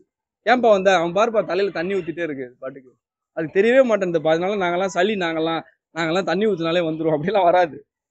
அது ஏற்கனவே உடல்ல உள்ள எல்லா செல்கள்ல இருந்தும் கிளம்பி வந்து வெளியேறதுக்காக ஒரு இடத்துல தங்கி இருக்கும்போது அது உடம்பு தலையில தண்ணி ஊத்தும் போது கொஞ்சம் நுரையீரல் சூடாகும் போது அந்த உறைந்த நிலையில் இருக்கக்கூடிய கழிவெல்லாம் உருகி மூக்கு வழியா வரும், இருமலா வரும், அல்லது வாந்தியா வரும். 4-5 நாள் வரும், இல்லை 1 வாரம் வரும், சரியாயிடும். அவ்வளவுதான். இப்ப நுரையீரல்ல சளி தேக்கம் இல்லை. மறுபடியும் உடம்புல அங்கங்க இருக்கக்கூடிய கழிவுகள்லாம் கிளம்பி வந்து ஒரு 3-4 மாசம் கழிச்சு நுரையீரலுக்கு சரி. இதெல்லாம் ஒரு சுழற்சி. இதெல்லாம் நடந்தாதான் அது உடம்பு. வருஷத்துக்கு 4-5 தடவை என்ன 7-8 தடவை கூட சளி பிடிச்சாதான் உடம்பு தன்னை சுத்தம் பண்ணிட்டு இருக்குன்னு அர்த்தம். இப்போ வெந்நீரை ஊத்தும் போது என்ன ஆயிடுதுன்னா, தலையில அதிகமான சூடு நீங்க ஊத்திட்டே இருக்கும்போது ஒட்டுமொத்த உடலுமே தன்னை குளிர்ச்சி படுத்திக்கிறதுக்கு தான் போராடும். ஏன்னா நீங்க ஊத்துறதே வெந்நீர். நம்ம வாழ்ற நாடு வெப்பமான நாடு பகுதி. இங்க ஊத்துறதே வெந்நீரை ஊத்தினா இது எதிர்வினையாற்றும் பொழுது தன்னை வெப்பம் எடுத்துறதுக்காக. அதனால வெந்நீர் ஊத்தும் பொழுது என்ன பிரச்சனைனா, எதிர்வினையாற்றும் போது இது குளிர்ந்துகிட்டே இருக்கு. அப்போ எப்பொழுதுமே சளி அந்த உறைந்த நிலையிலே தக்க வைக்கப்படுது. இது ஒரு முக்கியமான பிரச்சனை. அதனால தினசரி குளிக்கணும், பச்சை தண்ணியில குளிக்கணும். குளிக்கிறதுனாலே தலையில தண்ணி ஊத்துறது தான். சரியா? இப்போ போக்குவரத்து விதிகள்லாம் அமல்படுத்தும் போது சொல்லுவாங்கல்ல, லைசன்ஸ் வச்சிருக்கணும், ஆர்சி வச்சிருக்கணும், இன்சூரன்ஸ் கரண்ட்ல இருக்கணும், ஒரிஜினல் வச்சிருக்கணும் அப்படின்னு. அந்த மாதிரி டாக்குமெண்ட்லாம் எடுத்துட்டு வாங்க அப்படின்னா லைசன்ஸ் இருந்தா போதும்னு நினைக்கிற மாதிரி, குளிச்சா போதும்னா மக்கள் உடனே என்ன நினைச்சுக்கிறாங்க, குளிச்சா போதுமா ரைட்டு, அப்ப வெந்நீர்ல குளிச்சிடலாம், இல்ல பச்சை தண்ணியில தாங்க குளிக்கணும் அப்படின்னு சொன்னா அப்ப உடம்புக்கு மட்டும் குளிச்சுக்கிறேன். வாரத்துக்கு ஒரு தடவை ஹெட் பாத் எடுக்கிறது, அது பேர். தலையில தண்ணி ஊத்துனா அது ஒரு பேர் வச்சிருக்காங்க. குளிக்கிறதுலயே பல பிரிவினைகளை ஏற்படுத்தி ஒவ்வொன்றுக்கும் ஒரு பேர் இருக்கு. டவல் பாத்து, ஹெட் பாத்து, வார்ம் வாட்டர் பாத்து, இந்த இந்த மாதிரி பல பேர். குளிக்கணும்னா குளிக்கணும், பச்சை தண்ணியை தலையில ஊற்றணும், அதுதான் குளிக்கிறது. ஒரு நாளைக்கு எத்தனை தடவை வேணாலும் குளிக்கலாம், குறைந்தபட்சம் ஒரு முறையாவது குளிக்கணும். வெந்நீரில் தொடர்ந்து குளிக்கும்போது இது மட்டும் இல்லை, பல தொந்தரவுகள் இருக்குன்னா சளின்றதுனால அதோட நிறுத்துறேன். பல தொந்தரவுகள் நீங்கள் அந்த நேரத்துக்கு நல்லா இருக்கும், அந்த நேரத்துக்கு நல்லா இருக்கும். இப்போ உங்களுக்கே சளி பிடிச்சிருக்கு, நீங்கள் தலையில் வெந்நீரை ஊற்றுறீங்க, இல்லை உடம்புல ஊற்றிக்கிறீங்க, அந்த நேரத்துக்கு நல்லா இருக்கும். இருமல்லாம் கொஞ்சம் குறையும், தும்மல் கொஞ்சம் குறையும், இதெல்லாம் நல்லா இருக்கும். ஏன் குறையுது, என்ன செஞ்சுருக்கிறீங்க நீங்கன்னா, மறுபடியும் அதை குளிர்ச்சிப்படுத்தி உரைய வச்சுட்டீங்க. நீங்கள் என்ன நினைக்கிறீங்கன்னா, தலையில் வெந்நீர் ஊற்றுனா நல்லது, வெந்நீர்னா அதில் கிருமி நாசினி, நீங்கள் ஒரு லேபு கணக்கில் இருக்கிறீங்க வழக்கம் போல். அதாவது இப்போ தண்ணியில் இருக்க கிருமிகள் எல்லாம் கொண்டாச்சாம்மா, அழிச்சாச்சு. அது இப்போ வெந்நீரில் இப்போ என்ன கிருமி கிடையாது, உடம்புக்கு கிருமி ஆகாது இல்லையா, அதான கண்டுபிடிப்பு. இப்போ வெந்நீர் என்பது கிருமிகள் கொல்லப்பட்ட ஒரு நீர், அதை நான் தலையில் ஊற்றும் போது எனக்கு எப்படி சளி வரும், இது கேள்வி. இதுக்கெல்லாம் பதில் சொல்ல முடியாது. ஏன்னா கிருமி அதுலலாம் இல்லை, உடம்புக்குள்ளதான் இருக்கு. அது வெளியில வர்றதுக்கு தான் உங்கள்கிட்ட கெஞ்சிட்டு இருக்கு. நீங்க என்ன நினைக்கிறீங்கன்னா, தலையில ஊத்துற தண்ணியில கிருமி வந்துடும் அப்படின்னு நினைச்சிட்டு இருக்கிறீங்க. கிருமி எல்லாம் நுரையீரல்ல இருக்கு சாமி, அது கொஞ்சம் வெளியில வர்றேன்னு சொல்லுது. நீங்க உள்ள வச்சு அமுக்கிறதுக்கு வேற ஒரு வேலை பார்த்துட்டு அதுக்கு சில விளக்கங்கள்லாம் நம்பிட்டு இருக்கிறீங்க. தண்ணி தினம் குளிக்கணும். அதான் 3வது விதி என்பது பச்சை தண்ணியில குளிக்கிறது. 4வது உணவு பழக்கத்தை பொறுத்த வரைக்கும் இல்லை, இவங்களுக்கு கேட்காது, எனக்கு ஒன்றும் இல்லை அதெல்லாம். 4வது உணவு பழக்கத்துல பருப்பு பயன்படுத்துறத கொஞ்சம் குறைக்கணும். தொந்தரவு இருக்கிற காலத்துல இல்லையா, எல்லா நேரத்துலையும் இல்லை, தொந்தரவு இருக்கிற காலத்துல பருப்பு பயன்படுத்துறத கொஞ்சம் குறைங்க. என்ன காரணம்னா, நம்முடைய உணவு இருக்கு, நம்முடைய மரபு வழிபட்ட உணவு புரிதலே வேற. இந்த சத்து வச்செல்லாம் நம்ம புரிஞ்சுக்கல. நம்ம எப்படி பார்க்குறோம்னா, எந்த நிலத்துல என்ன உணவு இருக்கோ அந்த நிலத்து மக்களுக்கு அது உணவு, அவ்வளோதான். உங்கள் ஊரில் என்ன விளையுதோ அது உங்களுக்கு. ஆனால் இப்போ ஊரே இல்லாதவங்க தான் அதிகம். இப்போ சென்னையில் இருக்கிறவங்களுக்கு இது ஊர் கிடையாது, சென்னை வெளியூர்லேருந்து வந்தவங்களுக்கு இது ஊர் கிடையாது. அப்போ இதுக்கு நம்ம என்ன வச்சுக்கிறதுன்னு நிறைய குழப்பம் இருக்குது. நகர நாகரிகம் வந்துட்டதுனால இந்த குழப்பம் அதிகமாக இருக்குது. அதனால் நான் சில வழிமுறைகளை சொல்கிறது உண்டு. என்னென்னா, பொதுவாக பருப்பு உணவுகளை கொஞ்சம் குறைச்சிக்கங்க. பருப்பு பயன்படுத்துறதே பொதுவாகவே இந்த சமூகம் ரொம்ப அதிகமாக பயன்படுத்துது. இவ்வளோ பருப்பு தேவையே இல்லை. அதுவும் பிரச்சனை என்னென்னா, அதில் புரத சத்து இருக்குது அப்படின்ற இந்த மாதிரியான ஒரு ஆய்வறிக்கைகள் தான். புரத சத்து எல்லாத்துலேயுமே இருக்குது, உங்களுக்கு தேவைன்னா அது கிடைக்கும். நீங்கள் ஒரு கம்மங்கூழ் குடிச்சிங்கன்னா கூட அதில் உள்ள புரதத்தை உடம்பு எடுக்கணும். நான் ஏற்கனவே சொன்னேன், உடம்பு தான் முடிவு பண்ணுமே தவிர உணவு முடிவு பண்ணாது. நம்முடைய மரபு பார்வையை பொறுத்த வரைக்கும் பருப்பு என்பது காற்று அதிகமாக உள்ள ஒரு உணவு. அதில் காற்று 5 மூலகங்கள் சேர்ந்தது தான் எல்லாமே. அண்டமே அப்படிதான், அதுவும் பூமியில் 5 மூலகங்கள் சேர்ந்த உயிரினங்கள் தான் நம்ம எல்லாரும். எல்லா உணவுக்கும் காற்றின் தன்மை அதிகமாக இருக்கும், ஒன்றுக்கு நீரின் தன்மை அதிகமாக இருக்கும், அப்படி இருக்கும். அப்படி பருப்பில் காற்றின் தன்மை அதிகம். பொதுவாக வாயு பண்டன்னு சொல்லுவாங்க. பழைய ஆளுகளை கேட்டிங்கன்னா அதெல்லாம் வாயு பண்டன்னு சொல்லுவாங்க. எல்லா பருப்புமே நான் சொல்கிறேன். இருவித்தலை தாவரங்கள்னா மூடி போட்ட மாதிரி இருக்கு இல்லையா, அதெல்லாம் இருவித்தலை தாவரங்கள்ல பொதுவாக காற்று அதிகம். அதுவும் தோரம்பருப்பு, பயத்தம்பருப்பு இதெல்லாம் ரொம்ப அதிகம். இந்த உணவு வகையை கொஞ்சம் குறைக்கணும், உணவுல குறைக்கணும். ஏன்னா இதுல இந்த உணவோடைய தன்மையே காற்றுங்கிறதுனால இது செரிமானம் ஆகும் பொழுது காற்று கழிவு அதிகமாகும். நிறைய பருப்பு சாப்பிட்டா வயிறு உப்பிட்டு தான் இருக்கும், வயிற்றுல காற்று இருந்துகிட்டே இருக்கும். அதுக்கு ஒரு அளவு இருக்கணும், அந்த அளவெல்லாம் நம்மளே முடிவு பண்ணிக்கலாம். இப்போ அதையும் நான் ஒரு நாளைக்கு 75 கிராம் மட்டும் சாப்பிடுங்க அப்படின்னு யாரும் சொல்லி கேட்டுறாது. அந்த கணக்கெல்லாம் தூக்கி போட்டுருங்க. உங்களுக்கே தெரியும், இப்போ சளி தொந்தரவு அதிகமாக இருக்குது, மூச்சிறைப்பு அதிகமாக இருக்குன்னா நீங்கள் உடனே செய்ய வேண்டியது முதல் விதிகளை எல்லாம் கடைபிடிச்சிட்டு உணவுல பருப்பை குறைக்கிறது, அவ்வளோதான். கொஞ்ச நாள் நிறுத்தி கூட வைக்கலாம், ஒரு 15 நாள் நிறுத்தியே வச்சிடலாம், பருப்பு இல்லாத உணவாக சமைக்கலாம் சம்மந்தப்பட்டவங்களுக்கு மட்டும். அதனால நீங்கள் யாராவது குடும்பத்தில் ஒருத்தருக்காக எல்லாரையும் பருப்பு இல்லாமல் தண்டிச்சிடக்கூடாது, சம்மந்தப்பட்டவங்களுக்கு மட்டும். காற்று அதிகமாகும் போது உணவுல காற்றின் தன்மை அதிகமாக இருக்கும் பொழுது உடல் அதை காற்று கழிவா மாற்றும். இப்ப நல்ல ஆரோக்கியமான ஒரு உடம்பு பருப்பு சாப்பிடுதுன்னு வச்சுக்கங்களேன், அந்த காற்று மூலகம் ஆற்றலா மாறிடும். ஏன்னா அது உடம்பு ஆரோக்கியமா இருக்கு, செரிமானம் நல்லா நடக்குது, இருக்கிற ஆற்றல் அப்படியே உறிஞ்சி எடுக்கும், கழிவு தேக்கெல்லாம் ஒன்றும் கிடையாது, அதுல என்ன இருக்கோ அதை அப்படியே எடுத்துக்கும்.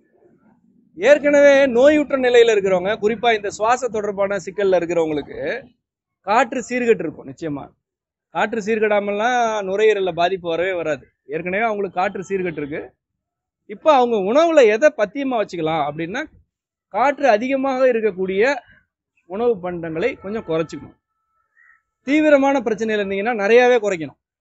அது அளவு நீங்களே முடிவு பண்ணிக்கங்க, அவ்வளவுதான். கொஞ்ச நாள் பருப்பு இல்லாமலே இருந்தாலும் ஒன்றும் ஆயிடாது.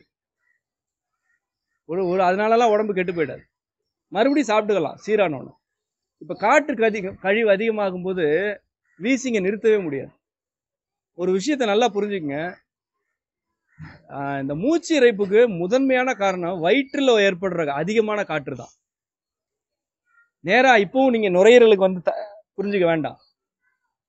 வயிற்றில் அதிகமான காற்று உற்பத்தி ஆகும் பொழுது மூச்சிறைப்பு அதிகமாகும். அது எப்பெல்லாம் பாருங்களேன், இரவு நேரத்தில் நிறைய வரும். இரவு நேரத்தில் நிறைய பேருக்கு மூச்சிறைப்பு வரும். அது இரவு உணவு அதுக்கு ஒரு முக்கியமான காரணம். ஏன்னா வெளியில வெப்பம் இருந்துச்சுன்னா தான் செரிமானம் உடம்புல இருக்கும். நமக்கும் இந்த அண்டத்துக்கும் தொடர்பு இருக்குன்னு சொல்றதை விட ரெண்டும் ஒன்று தான். அங்க வெப்பம் இருந்துச்சுன்னா தான் இங்கே செரிமானம் இருக்கும், அங்க குளிர்ச்சி இருந்தா தான் இங்கே ஓய்வு கிடைக்கும். இப்ப இரவு பொழுது என்பது வெப்பம் வெளியில இல்லை. அப்ப செரிமான ஆற்றல் இயல்பாவே இரவுல கம்மியா தான் இருக்கும் யாரா இருந்தாலும்.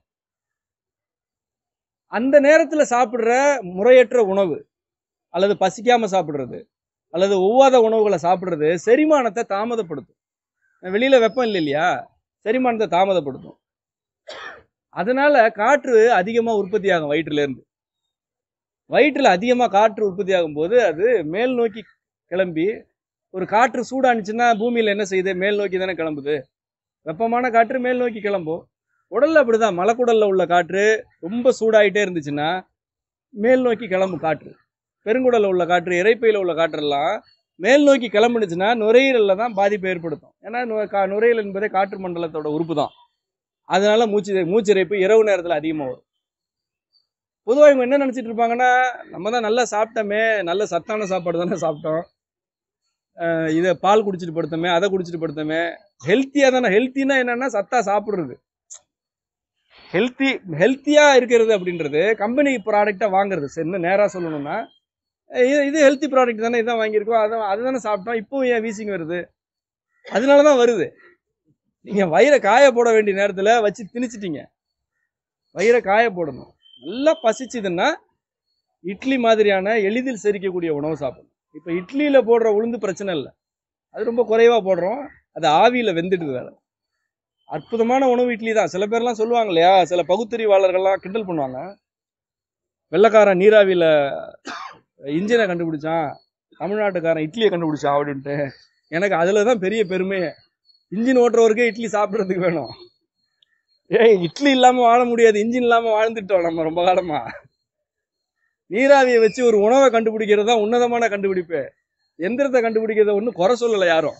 ஆனா இந்த தேவையில்லாத ஒப்பீடு வச்சு இட்லி அசிங்கப்படுத்துறது. ஏன் நீ தான் நெருப்புல சுட்டுதான் ஒரு இட்லி நீ தான் கண்டுபிடியேன் பார்ப்போம். நீராவியை வச்சு இட்லி கண்டுபிடிச்சதுன்னா அவ்வளவு கேவலமா உனக்கு? அது எந்த உடல்நல கேடு இருந்தாலும் அது ஒரு நல்ல மருந்து. அது உணவு மட்டும் இல்லை, அது அற்புதமான மருந்து கூட. இந்த மாதிரி உடல் தொந்தரவு, மூச்சிறைப்பு இருக்கிறவங்க எல்லாம் இரவு நேரத்துல இடியாப்பம், இட்லி, புட்டு, நீராவியில் வேக வைக்கப்பட்ட உணவு, இதை சாப்பிட்றது ரொம்ப நல்ல உணவு பழக்கமா இருக்கும் இரவு நேரத்தில். இதுக்கு மாறா செயல்படும் போது ஏதாவது ஃபாஸ்ட் ஃபுட்டு மாதிரியான உணவுகளையோ, பரோட்டாவையோ அல்லது சப்பாத்தியெல்லாம் நம்ம ஊர் உணவே கிடையாது. தமிழ்நாட்டு உணவுகளை தான் தமிழர்கள் தமிழ்நாட்டில் வாழ்றவங்க வெளியிலேருந்து வந்தவங்களா இருந்தா கூட இந்த நிலத்துக்கு வந்தாச்சுன்னா இந்த நிலத்தோடைய வெப்பநிலை, குளிர்ச்சி, இதுக்கான உணவை தான் சாப்பிடணும். அதனால இரவு பொழுதுல நீங்க வந்து அரிசி உணவுகள் நல்லது. ரொம்ப சீர்தானியங்கள் கூட நல்லதில்லை, இரவு நேரத்தில் சாப்பிட வேணாம் தான் நான் சொல்லி கொடுத்துட்டு இருக்கேன். சீர்தானியங்கள்லாம் பகல்ல நிறுத்திடுங்க, வெப்பம் அதிகமா இருக்கிறப்ப தான் அதெல்லாம் செரிக்கும். இரவு நேரத்தில் அரிசி தான் நல்ல உணவு. நீங்க சோறு கூட சாப்பிட்டு போயிடலாம், இல்லை இட்லி, இடியாப்பம், புட்டு மாதிரி சாப்பிடலாம். இது வந்து உடல்ல தொந்தரவு இருக்கு உங்களுக்கு. பருப்பு வகை உணவுகளை எவ்வளோ குறைக்கணுமோ அவ்வளோ குறைச்சி பயன்படுத்தணும். எது நல்ல உணவு? மூச்சிறைப்பு இருக்கும் பொழுதோ அல்லது அதிக சளி தொந்தரவு இருக்கும் பொழுதோ எது நல்ல உணவு அப்படின்னா, மிளகு அதிகமாக சேர்த்து சமைக்கப்படும் எந்த உணவும் நல்ல உணவு. மிளகு ஒன்றே போதும், ஒட்டுமொத்த உடலையும் நலப்படுத்துவதற்கு மிளகு மட்டுமே போதும். அதெல்லாம் நம்ம வந்து தனியா மருந்தாவே பயன்படுத்த வேண்டாம், நம்ம உணவுலே இருக்கு, நம்ம உணவு பழக்கத்திலே இருக்கு. அதுக்காக நம்ம வந்து ரசம் வகைகள் இருக்கு இல்லையா, இப்போ சூப்புன்னு சொல்றீங்க, நம்ம முன்னோர்கள் வந்து எல்லாத்தையுமே ரசம் தான் சொல்லுவாங்க. தக்காளி ரசம், கோழி ரசம், நண்டு ரசம் அல்லது கீரை ரசம், சில பகுதியில் தண்ணி சாறுன்னு சொல்லுவாங்க. அதை ரசம். இந்த ரச வகைகள் வந்து முக்கியமான மருந்து. இதை தான் நாங்கள் வாழ்வியல் மருத்துவத்தில் அதிகமாக சொல்லி கொடுக்குறோம். நீங்கள் என்ன செய்யலாம்னா, ஏதாவது ஒரு காய்கறி ரசம் உங்களுக்கு தெரிஞ்ச நல்ல சுவையாக வைக்கணும், அவ்வளோதான்.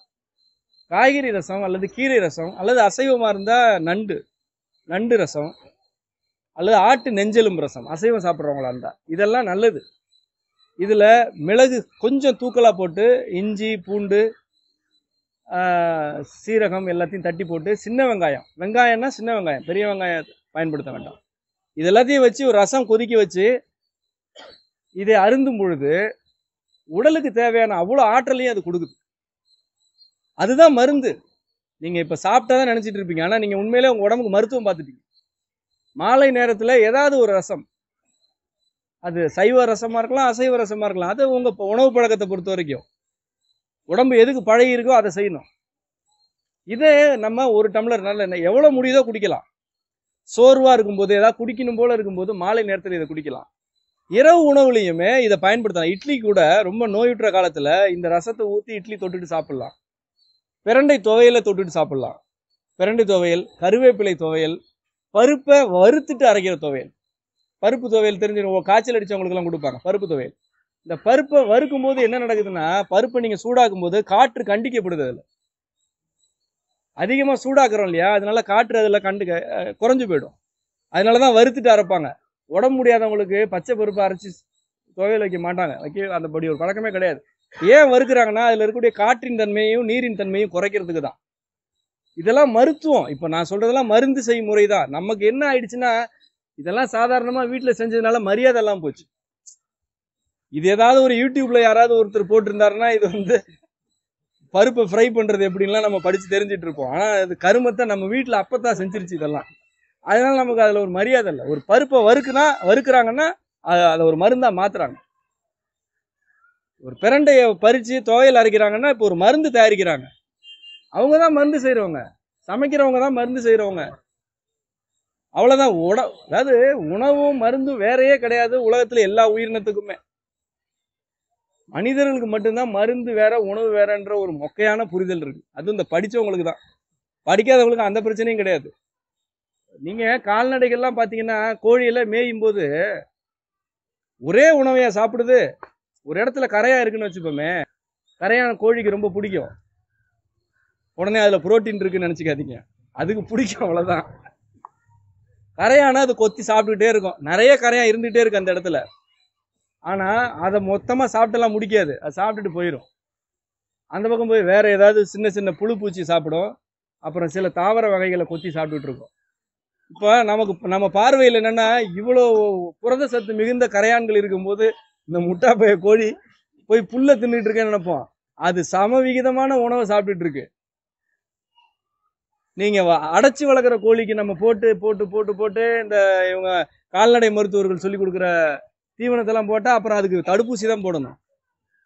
அது வெள்ளை கழிச்சல் நோய் வரும், அந்த நோய் வரும். எங்கேயாவது மெக்சிகோல பன்னிக்கு காய்ச்சல் வந்துச்சுன்னா இங்க நாமக்கல்ல கோழி செத்து போயிடும். அது அவ்வளோ எதிர்ப்பு சக்தியோட வளர்ந்துட்டு இருக்கு. ஏன்னா இது வந்து இவங்க சமவிகித உணவு கொடுத்து வளர்த்த கோழி. அது இந்த நாட்டுக்கோழி, காட்டுல வாழ்ற கோழி எல்லாம் ஏன் நல்லா இருக்கு, ஏன் காட்டு உயிர்கள் நல்லா இருக்குன்னா, ஒரு உணவு கிடைக்குதுன்றதுனாலேயே அது மேல போய் உளுந்து அதை பிராண்டி அதை காலி பண்றதெல்லாம் இல்லை. எனக்கு இது இவ்வளவு போதும், அதுல 4 வேணும். ஏன்னா இது மருந்து சேர்த்து சாப்பிடுது, சாப்பாடு சாப்பிடல. தன்னுடைய உடலை சீரமைப்பதற்கு தேவையான உணவு மருந்து இரண்டும் ஒன்றுதான் என்பது மனிதர்களுக்கு மட்டும்தான் தெரியாது, மற்ற எல்லா உயிரினத்துக்கும் தெரியும். இப்போ இந்த புரிதலோட நீங்க நம்ம சாப்பாடை பத்தி யோசிச்சு பாருங்களேன். இப்ப சாப்பிட்ற சாப்பாடை கொஞ்சம் மனக்கண்ணில் கொண்டு வந்து நிறுத்துங்களேன். நம்ம சாப்பிட்றதெல்லாம் மருந்தாகிய உணவை சாப்பிட்றோமா? இல்ல. நம்ம சாப்பிட்றதெல்லாம் திட்டமிடப்பட்ட complete planned food. Complete planned ஃபுட்டுன்றது சத்தியமான வார்த்தை. இது யாரால பிளான் பண்ணப்பட்டதுன்னா, கார்பரேட்ஸால பிளான் பண்ணப்பட்டது. கம்ப்ளீட் பிளான்டு ஃபுட்டுன்னா நீங்க என்ன நம்பிட்டீங்கன்னா, நம்ம உடம்பு நல்லா வச்சுக்கிறதுக்கு தேவையான ஊட்டச்சத்துக்கள் எல்லாம் திட்டமிட்டு வச்சிருக்காங்கன்னு நீங்க நினைச்சிட்டீங்க. இது அவங்க தங்களை நல்லா வச்சுக்கிறதுக்காக பிளான் பண்ணது. அதுதான் கம்ப்ளீட் பிளான்டு ஃபுட்டு. இந்த ஃபுட்டு தான் இப்போ சாப்பிட்றது எல்லாம். முட்டை நல்லது, பால் நல்லது, இப்படின்னு வரிசையாக நல்லது நல்லது கணக்கெல்லாம் போட்டு பார்த்து நல்லதாக தான் இருக்குது. வீட்டில் சூப்பர் மார்க்கெட் போனால் நல்லதாக இருக்குது. டிவிலையும் நல்லா, டிவியில் வர மாடல்களை பார்த்தா அசத்தலாக இருக்குது. ஐயோ ஐயோ இந்த சாப்பாடு சாப்பிட்டுட்டு இப்படிலாம் தாவி குதிக்கிறாங்களேன்ட்டு. ஆனால் வாங்கி சாப்பிட்றது பார்த்தா அப்படி இல்லை. மாடல் மாதிரி இருந்ததெல்லாம் வேற மாதிரி ஆகிட்டு இருக்கு.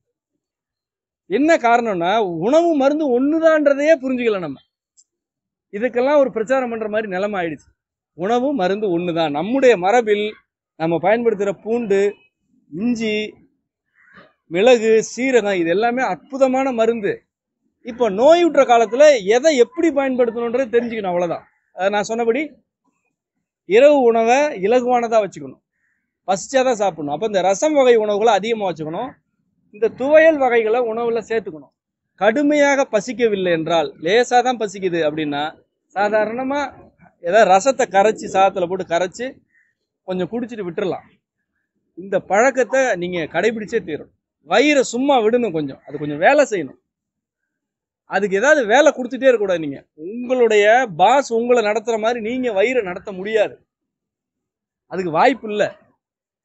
நமக்கு 1000 பிரச்சனை இருக்கு, வயிறுக்கு ஒரே ஒரு பிரச்சனை தான். என்னன்னா உங்களை நல்லா வச்சுக்கணும். அதுக்கு வேற நோக்கம்லாம் கிடையாது. ஐயோ இது இந்த உடம்ப நல்லா வச்சுக்கணுமே, இது சிரமப்படுது அப்படின்னு அது கொஞ்சம் கதறுது. அப்போ அதை கொஞ்சம் அரை வயிறு முக்கா வயிறா வச்சுக்கிறது ரொம்ப நல்லது. அதுக்கு இந்த உணவு வகைகள் நல்லா இருக்கும். பல வகை நீங்க பின்னாடி உங்களுக்கு அந்த உணவு பழக்கங்கள்லாம் சொல்லி கொடுப்பாங்கன்னு நினைக்கிறேன். சொல்லி கொடுக்க சொல்றேன். என்ன மாதிரியான உணவுகள்லாம் பத்திய காலத்துல சமைக்கலாம்லாம் சொல்லி கொடுப்பாங்க. இப்போ நம்ம பொதுவாக பருப்பு உணவை குறைக்கணும். அப்புறம் கீரை சாப்பிட்றத கொஞ்சம் காலத்துக்கு நிறுத்தி, ஒரு ரொம்ப தொந்தரவு இருக்கிறப்ப கீரை கூட்டு, கீரை அவியல் சாப்பிட்றத நிறுத்தி வைக்கணும். சரியா? கீரை நல்ல உணவு தான், ரொம்ப அருமையான உணவு தான். அது செரிக்காது சீக்கிரமா. உங்களுக்கு ஏற்கனவே மூச்சிறைப்பு அளவுக்கு தொந்தரவு இருக்கு அப்படின்னா கீரை சாப்பிட்றத கொஞ்சம் நிறுத்தி வைக்கணும். நீங்க அதுக்கும் சத்து காரணம் சொல்லி சாப்பிடக்கூடாது. சத்து தான், இப்போ அதுக்கு உடம்பு எடுத்துக்காது. ஆனா கீரையை பயன்படுத்துறது தண்ணி சாரா பயன்படுத்தலாம். நான் சொன்னேன் இல்லையா, கீரை ரசம், முருங்கைக்கீரை ரசம் தினமும் கூட குடிக்கலாம். நீங்க கீரையை தூக்கி எறிய வேண்டியதில்லை. கீரையை எப்படி சாப்பிடணுன்றதுல தான் இந்த உணவு மருந்தா மாறும். கீரையை சுண்டுனா அதுக்கு ஒரு தன்மை இருக்கு, கூட்டு வச்சா அதுக்கு ஒரு தன்மை இருக்கு, கடைஞ்சா இன்னொரு தன்மை இருக்கு இல்லையா? கீரை கடையிறாங்க, கீரை கடையும் போது அது வயிறை சுத்தம் பண்றதுக்காக தான் அது கடையிறது. நம்முடைய சமையல் முறையில ஒரு பொருளை எப்படி அணுகுறாங்கன்னு பார்த்தாலே அதுக்கு பின்னாடி இருக்க மருத்துவம் புரியும். கீரையை சும்மா கொதிக்க வச்சு அப்படியே அவிச்சு சாப்பிடலாம். செரிமான பற்றாக்குறை இருக்கிறவங்களுக்கு அதை கொடுக்க மாட்டாங்க, கடைஞ்சு கொடுப்பாங்க. இப்போ ஏன்னா பாதி செரிமானம் அங்கேயே நடந்துருச்சு, மத்திலே நடந்துருச்சு. மத்தில் போட்டு கடையும் போதே செரிச்சிருச்சு பாதி. இதை சாதத்தில் போட்டு பிசைஞ்சு சாப்பிடும்போது அந்த ஆற்றலும் கிடைக்கும், அது வயிறை சுத்தமும் பண்ணும். அப்போ மசியலுக்கு ஒரு அர்த்தம் இருக்கு, கடையிறதுக்கு ஒரு அர்த்தம் இருக்கு, அவியலுக்கு ஒரு அர்த்தம் இருக்கு. சும்மா கொஞ்சம் மிளகாயை போட்டு சுண்டி சாப்பிட்றது இருக்குல்ல, நல்ல வெயில், நல்ல உடல் உழைப்பு செஞ்சுட்டு வரும்போது முருங்கைக்கீரையை சுண்டி சாப்பிட்டாலே போதும். அது செரிக்காது சீக்கிரம், ஆனால் இந்த உடல் உழைப்பு செஞ்சவருக்கு அது செரிக்கும். அதில் இருக்கிற சத்து அப்படியே உடம்புல சேரும். அதுதான் கீரையை சுண்டி சாப்பிட்றது. நீங்கள் செரிமானமே ரொம்ப கம்மியாக இருக்கிற உடம்பை வச்சுக்கிட்டு உடல் உழைப்பே செய்ய மாட்டேன்ற கொள்கைகளையும் கடைபிடிச்சுக்கிட்டு கீரையை சுண்டி வேற சாப்பிட்றது இல்லை. ஏன்னா முருங்கைக்கீரையில் இரும்பு சத்து இருக்கு, அதுல இருக்கு. உனக்கு கிடைக்குமா? அதுல எல்லாம் இருக்கு, நமக்கு கிடைக்குமானா? நமக்கு கிடைக்காது. அந்த சமைக்கிற முறையில மருத்துவம் இருக்குன்றத இனிமே கவனிச்சு பாரு. இப்ப இதெல்லாம் நான் போய் படிச்சுட்டு உங்கள்கிட்ட சொல்லல, படிச்சா இதெல்லாம் உங்கள்கிட்ட பேசவே முடியாது. அதான் என்னோட ஒரே தகுதி, என்னன்னா இதை பத்தி நான் படிக்காததுதான். அந்த படிப்பெல்லாம் மறந்துட்டு நம்முடைய பழக்க வழக்கங்கள், உணவு முறைகள்ல என்னெல்லாம் உணவு பழக்கம் வச்சிருக்காங்கன்னு பாருங்க. ஒவ்வொன்றுக்கு பின்னாடியும் ஒரு உடல்நல கூறியல் இருக்கும், உடல்நலத்தோட ஒட்டி தான் உணவு பழக்கமே இருக்கும். அப்ப கீரையை இப்படி பயன்படுத்தணும். நான் சொன்னபடி தண்ணி சாரா பயன்படுத்தலாம். உங்களுக்கு ரொம்ப புரிதல் இல்லைன்னா சூப்பு எல்லாருக்கும் நல்லது. கீரை சூப்பு வச்சு குடிச்சிடுறது எல்லாருக்கும் நல்லது. எந்த கீரை வேணாலும் வச்சு பயன்படுது. கீரை என்றால் என்ன? நஞ்சு தெளிக்கப்படாத தாவர வகையை சேர்ந்தது. கீரைன்னு கடையில் விற்கிறதெல்லாம் கீரை இல்லை. இதுக்கெல்லாம் நான் பொறுப்பாக முடியாது. நான் சொல்றது பாலுன்னா கறந்தா கிடைக்கிறது, மிஷின் வச்சு உரியறது இல்லை. கீரைன்றது 40-50 நாள் ஆகும் வளர்றதுக்கு, அதுதான் கீரை. இங்கே கிடைக்கலன்னா சாப்பிடாதீங்க. உங்களுக்கு சென்னையில் தரமான கீரை கிடைக்கலன்னா நீங்கள் சாப்பிடவே வேண்டாம், ஒன்றும் பிரச்சனை இல்லை. ஊருக்கு போகிறப்ப சாப்பிட்டுங்க. யாராவது வந்தாங்கன்னா கொண்டு வர சொல்லுங்க. இந்த கீரையை மட்டும் நீங்கள் கடையில் கண்மூடித்தனமாக வாங்கி பயன்படுத்தாதீங்க. ஏன்னா முதல் நாள் வரைக்கும் அதில் மோனோக்ரோட்டோபஸ் அடிக்கிறாங்க. இப்போ மற்ற காய்கறிகளில் ஒரு தப்பிக்கிற வழி இருக்குது. ஏன்னா அதை வந்து செடியில் தான் அடிப்பாங்க, செடியில் அடிப்பாங்க. கத்திரிக்காயிலே நேராக குறி வச்சு அடித்தா கூட தப்பிக்கிறதுக்கு கொஞ்சம் வழி இருக்குது. கத்திரிக்காய் அப்படி வலுவலுன்னு இருக்குமா, அப்படி வலிக்கெல்லாம் ஓடிடும். ஆனால் கொடுமை என்னென்னா இந்த கீரையில் தான், கீரையை தான் நீங்கள் சாப்பிட போகிறீங்க, அந்த நஞ்சு தெளிக்கிறது நேராக கீரையிலே தான். அதாவது உங்கள் தொகுதியிலே வந்து கள்ள ஓட்டு போடுறது, அங்கேருந்து தப்பிக்க முடியாது. கீரையை மட்டும் தெரிஞ்சா வாங்குங்க, இல்லைன்னா வாங்கவே வாங்காதீங்க. ஏன்னா முதல் நாள் அதாவதுங்க கீரை எல்லாம் பூச்சி இருந்தாதாங்க அது கீரை. இந்த வட்டமா வெள்ளையா இருக்கும் கீரை வாங்கினீங்கன்னா, ஒரு வட்டமா புள்ளி இருக்கும், ஓட்டை இருக்கும், அதுதான் கீரை. அது ஏன் தெரியுமா? அதுதான் கீரை. அதை சாப்பிட்றதுக்கு ஒரு 4 ஜீவன் இருக்கு, 4 புழு பூச்சி திங்குது. அப்பனா என்ன, அது நல்ல பொருள். நமக்கு என்ன நம்ம நினைச்சிட்டு இருக்கிறோம்னா, புழு பூச்சியே திங்காது நல்ல பொருள் நினைச்சிட்டு இருக்கோம். ஏன்னா நம்ம படிச்சுட்டோம். இந்த புழு பூச்சிகளுக்கெல்லாம் ஒன்றும் படிப்பு கிடையாது. அதனால அது வந்து நஞ்சு இருந்தா வாய் வைக்காது. இந்த மாநகரத்து மக்கள் காய்கறி கடையில் ஏற்படுத்தி இருக்கிற சீரழிவுகள் இருக்கு, அதை மாநகரத்து மக்கள் தான் மறுபடியும் சரி பண்ணணும். அந்த பொறுப்பு உங்களுக்கு இருக்கு. ஒரு காய்கறி வாங்கும்பொழுது பளபளன்னு இருக்கணும்னு நினைக்கிறது, கீரையில் பூச்சி இருக்கக்கூடாதுன்னு நினைக்கிறது, கத்திரிக்காய் சொத்தையா இருக்கக்கூடாதுன்னு நினைக்கிறது, எல்லா காயுமே பிஞ்சா தான் இருக்கணும்னு நினைக்கிறது, இதெல்லாம் நடைமுறைக்கே சாத்தியம் இல்லாது. தரமான காய் கிடைக்கணும்னா இதுக்கெல்லாம் வாய்ப்பே கிடையாது. நீங்க ஒதுக்கி போட்டு என்ன ஆயிடுச்சுன்னா வியாபாரிகளுக்கு மீதமானுச்சு. நீங்க வந்து ஒரு பூச்சி தான் வாங்க மாட்டேன்றீங்க, வியாபாரிகள் விவசாயிகள்கிட்ட புகார் பண்றாங்க, பூச்சியெல்லாம் கொண்டு வந்து வைக்காதன்ட்டு. விவசாயிகளுக்கு வேற வழி கிடையாது. அடி இறக்கு 100 மில்லி, இன்னைக்கு அறுவடை சாயங்காலம், அறுவடை காலையில ஒரு ரவுண்ட் அடிச்சிரு, அதான் நடக்குது. இப்போ உங்களுக்கு திருப்தி, பூச்சியே இல்லை சார், நல்ல அருமையான பளபளன்னு இருக்கு, முகமே பார்த்துடலாம் அப்படின்னு. முள்ளங்கி எங்க இருந்து வருது? பூமி கடியில இருந்தா முள்ளங்கி வருது. அதையாவது முதல்ல நம்ம தெரிஞ்சுக்கணும். முள்ளங்கி என்பது கிழங்கு வகையை சேர்ந்தது, அது நிலத்துக்கு அடியிலிருந்து வருகிறது. இது முதல் பாடம். நிலத்துக்கு அடியிலேருந்து வர்றது எங்கேயாவது வெள்ளையா இருக்குமாங்க? வெள்ளையர்னு இருக்குமா? பழுப்பு நிறம் கொஞ்சமாவது கலந்துருக்கும்ல. இந்த சூப்பர் மார்க்கெட்ல எல்லாம் விற்கிற முள்ளங்கி எல்லாம் இவ்வளவு வெள்ளையா இருக்கிறதுக்கு ஏதாவது நியாயம் இருக்கா? நான் முள்ளங்கி விவசாயம் பண்ணப்போதான் அது தெரிஞ்சுக்கிட்டேன். நல்லா இவ்வளவு பெரிய முள்ளங்கி விளைஞ்சிருந்துச்சு. கொண்டு போய் பெரிய மார்க்கெட்ல தஞ்சாவூர்ல கொண்டு போய் போடும்போது என்னோட தனியா ஒதுக்கி வச்சுட்டாங்க, தரமற்றது அப்படின்னு சொல்லி. என்ன காரணம்னா மண்ணா இருக்கு, பழுப்பா இருக்குன்ட்டு.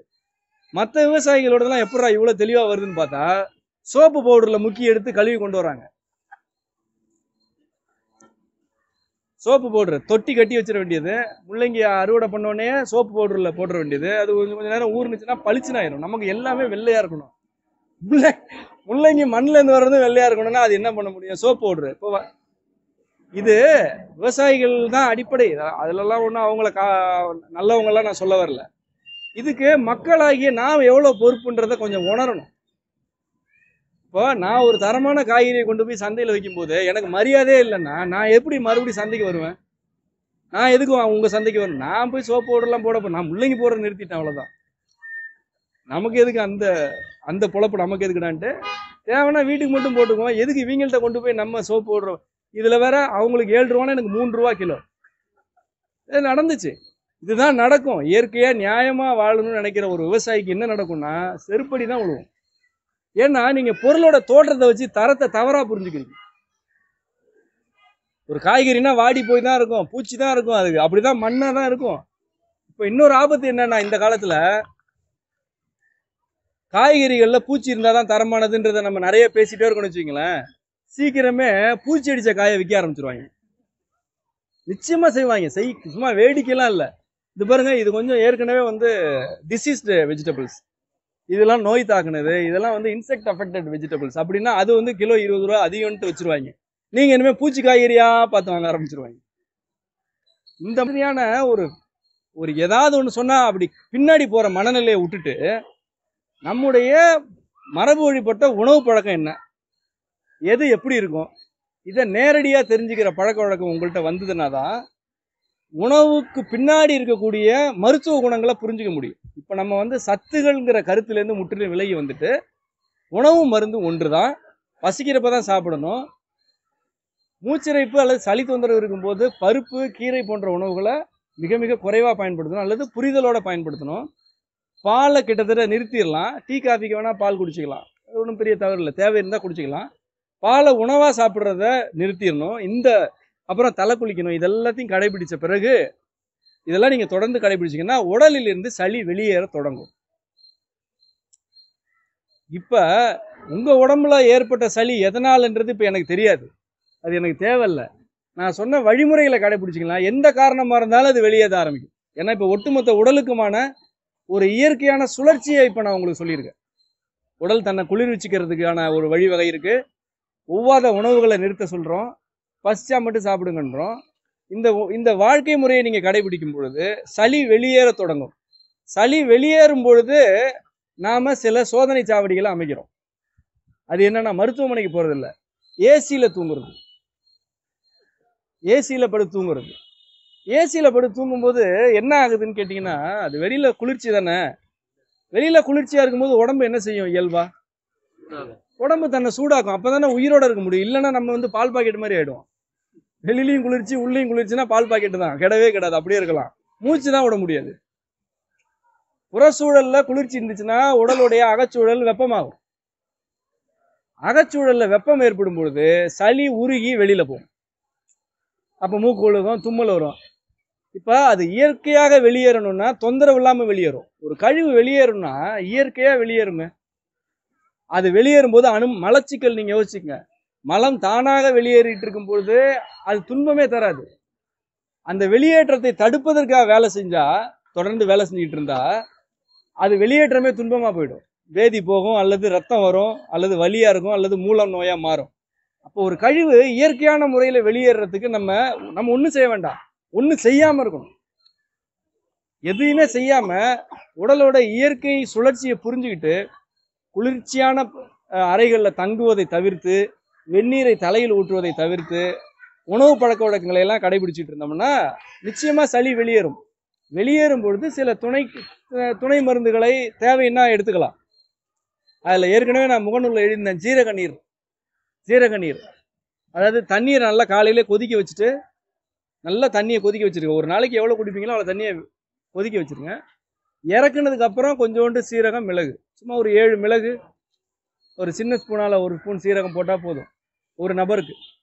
இந்த தண்ணி ஆறின பிறகு இது ஆற குடிச்சிக்கலாம். ஒவ்வொரு தடவையும் சுட வைக்கலாம் வேண்டியில்லை. இந்த நீர் என்ன செய்யும்னா, உங்களுக்கு இதில் மிளகு இருக்கிறதுனால நல்ல உடலுக்கு தேவையான வெப்பம் உள்ள உருவாகிட்டே இருக்கும். அதனால நல்ல சளி கழிவு வெளியேறிட்டே இருக்கும். ஒரு அக வெப்ப ஆற்றல் அதிகமாகிட்டே இருக்கும். சீரகம் என்பது 3யுமே சீர் பண்ணும். வாதம், பித்தம், கபம் 3யுமே சீர் பண்ணும். இயல்பாக அதில் நீரோட தன்மை அதிகம், அது ரொம்ப நல்லது. அப்போ குடிநீரே உங்களுக்கு மருந்தா மாறிடுது.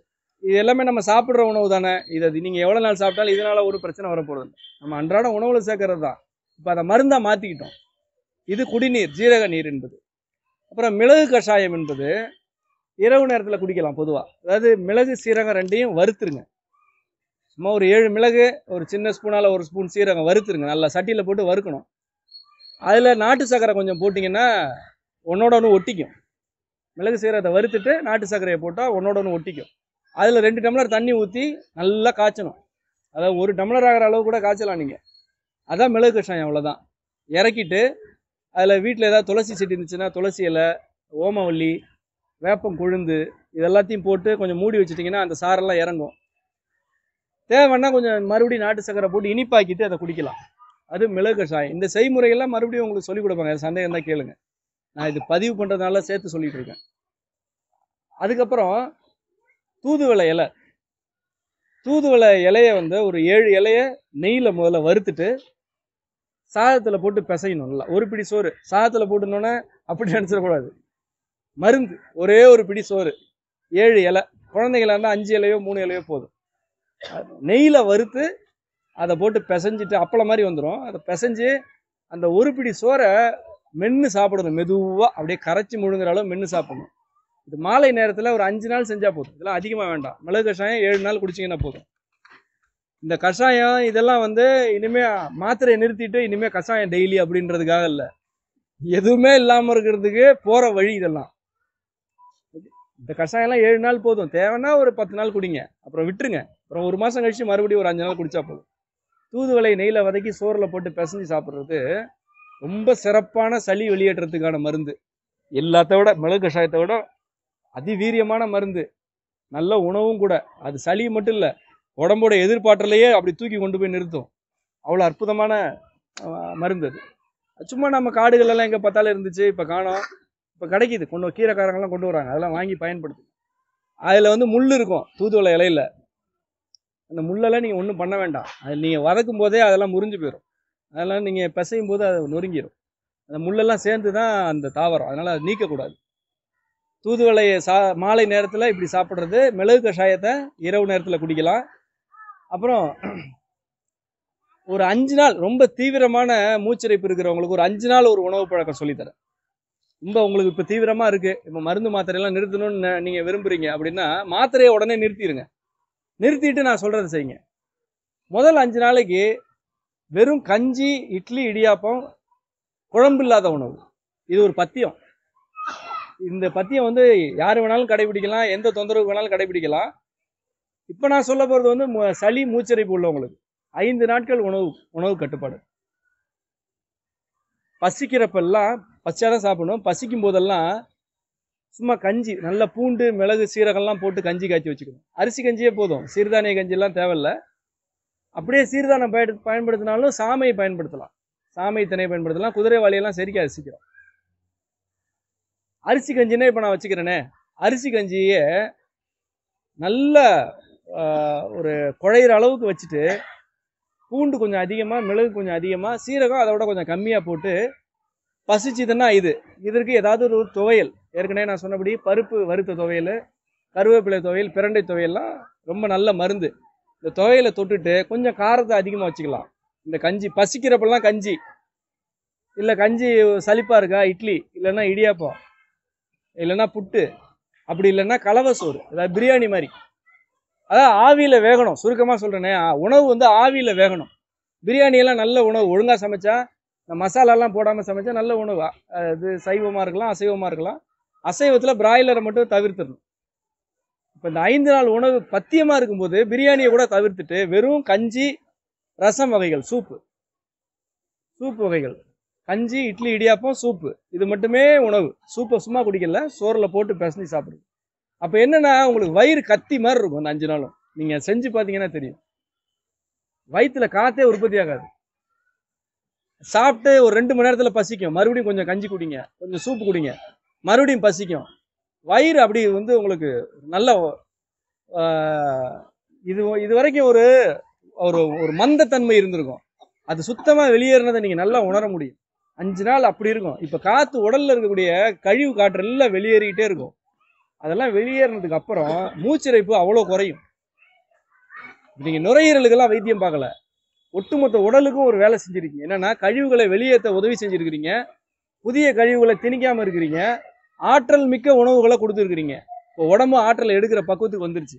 ஏன்னா நீங்கள் உணவு செரிக்கவே வேலை கொடுக்கல. இதன் கூட சாத்துக்குடி பழச்சாறு, ரொம்ப சளி இருந்ததுன்னா தவிர்க்கலாம்.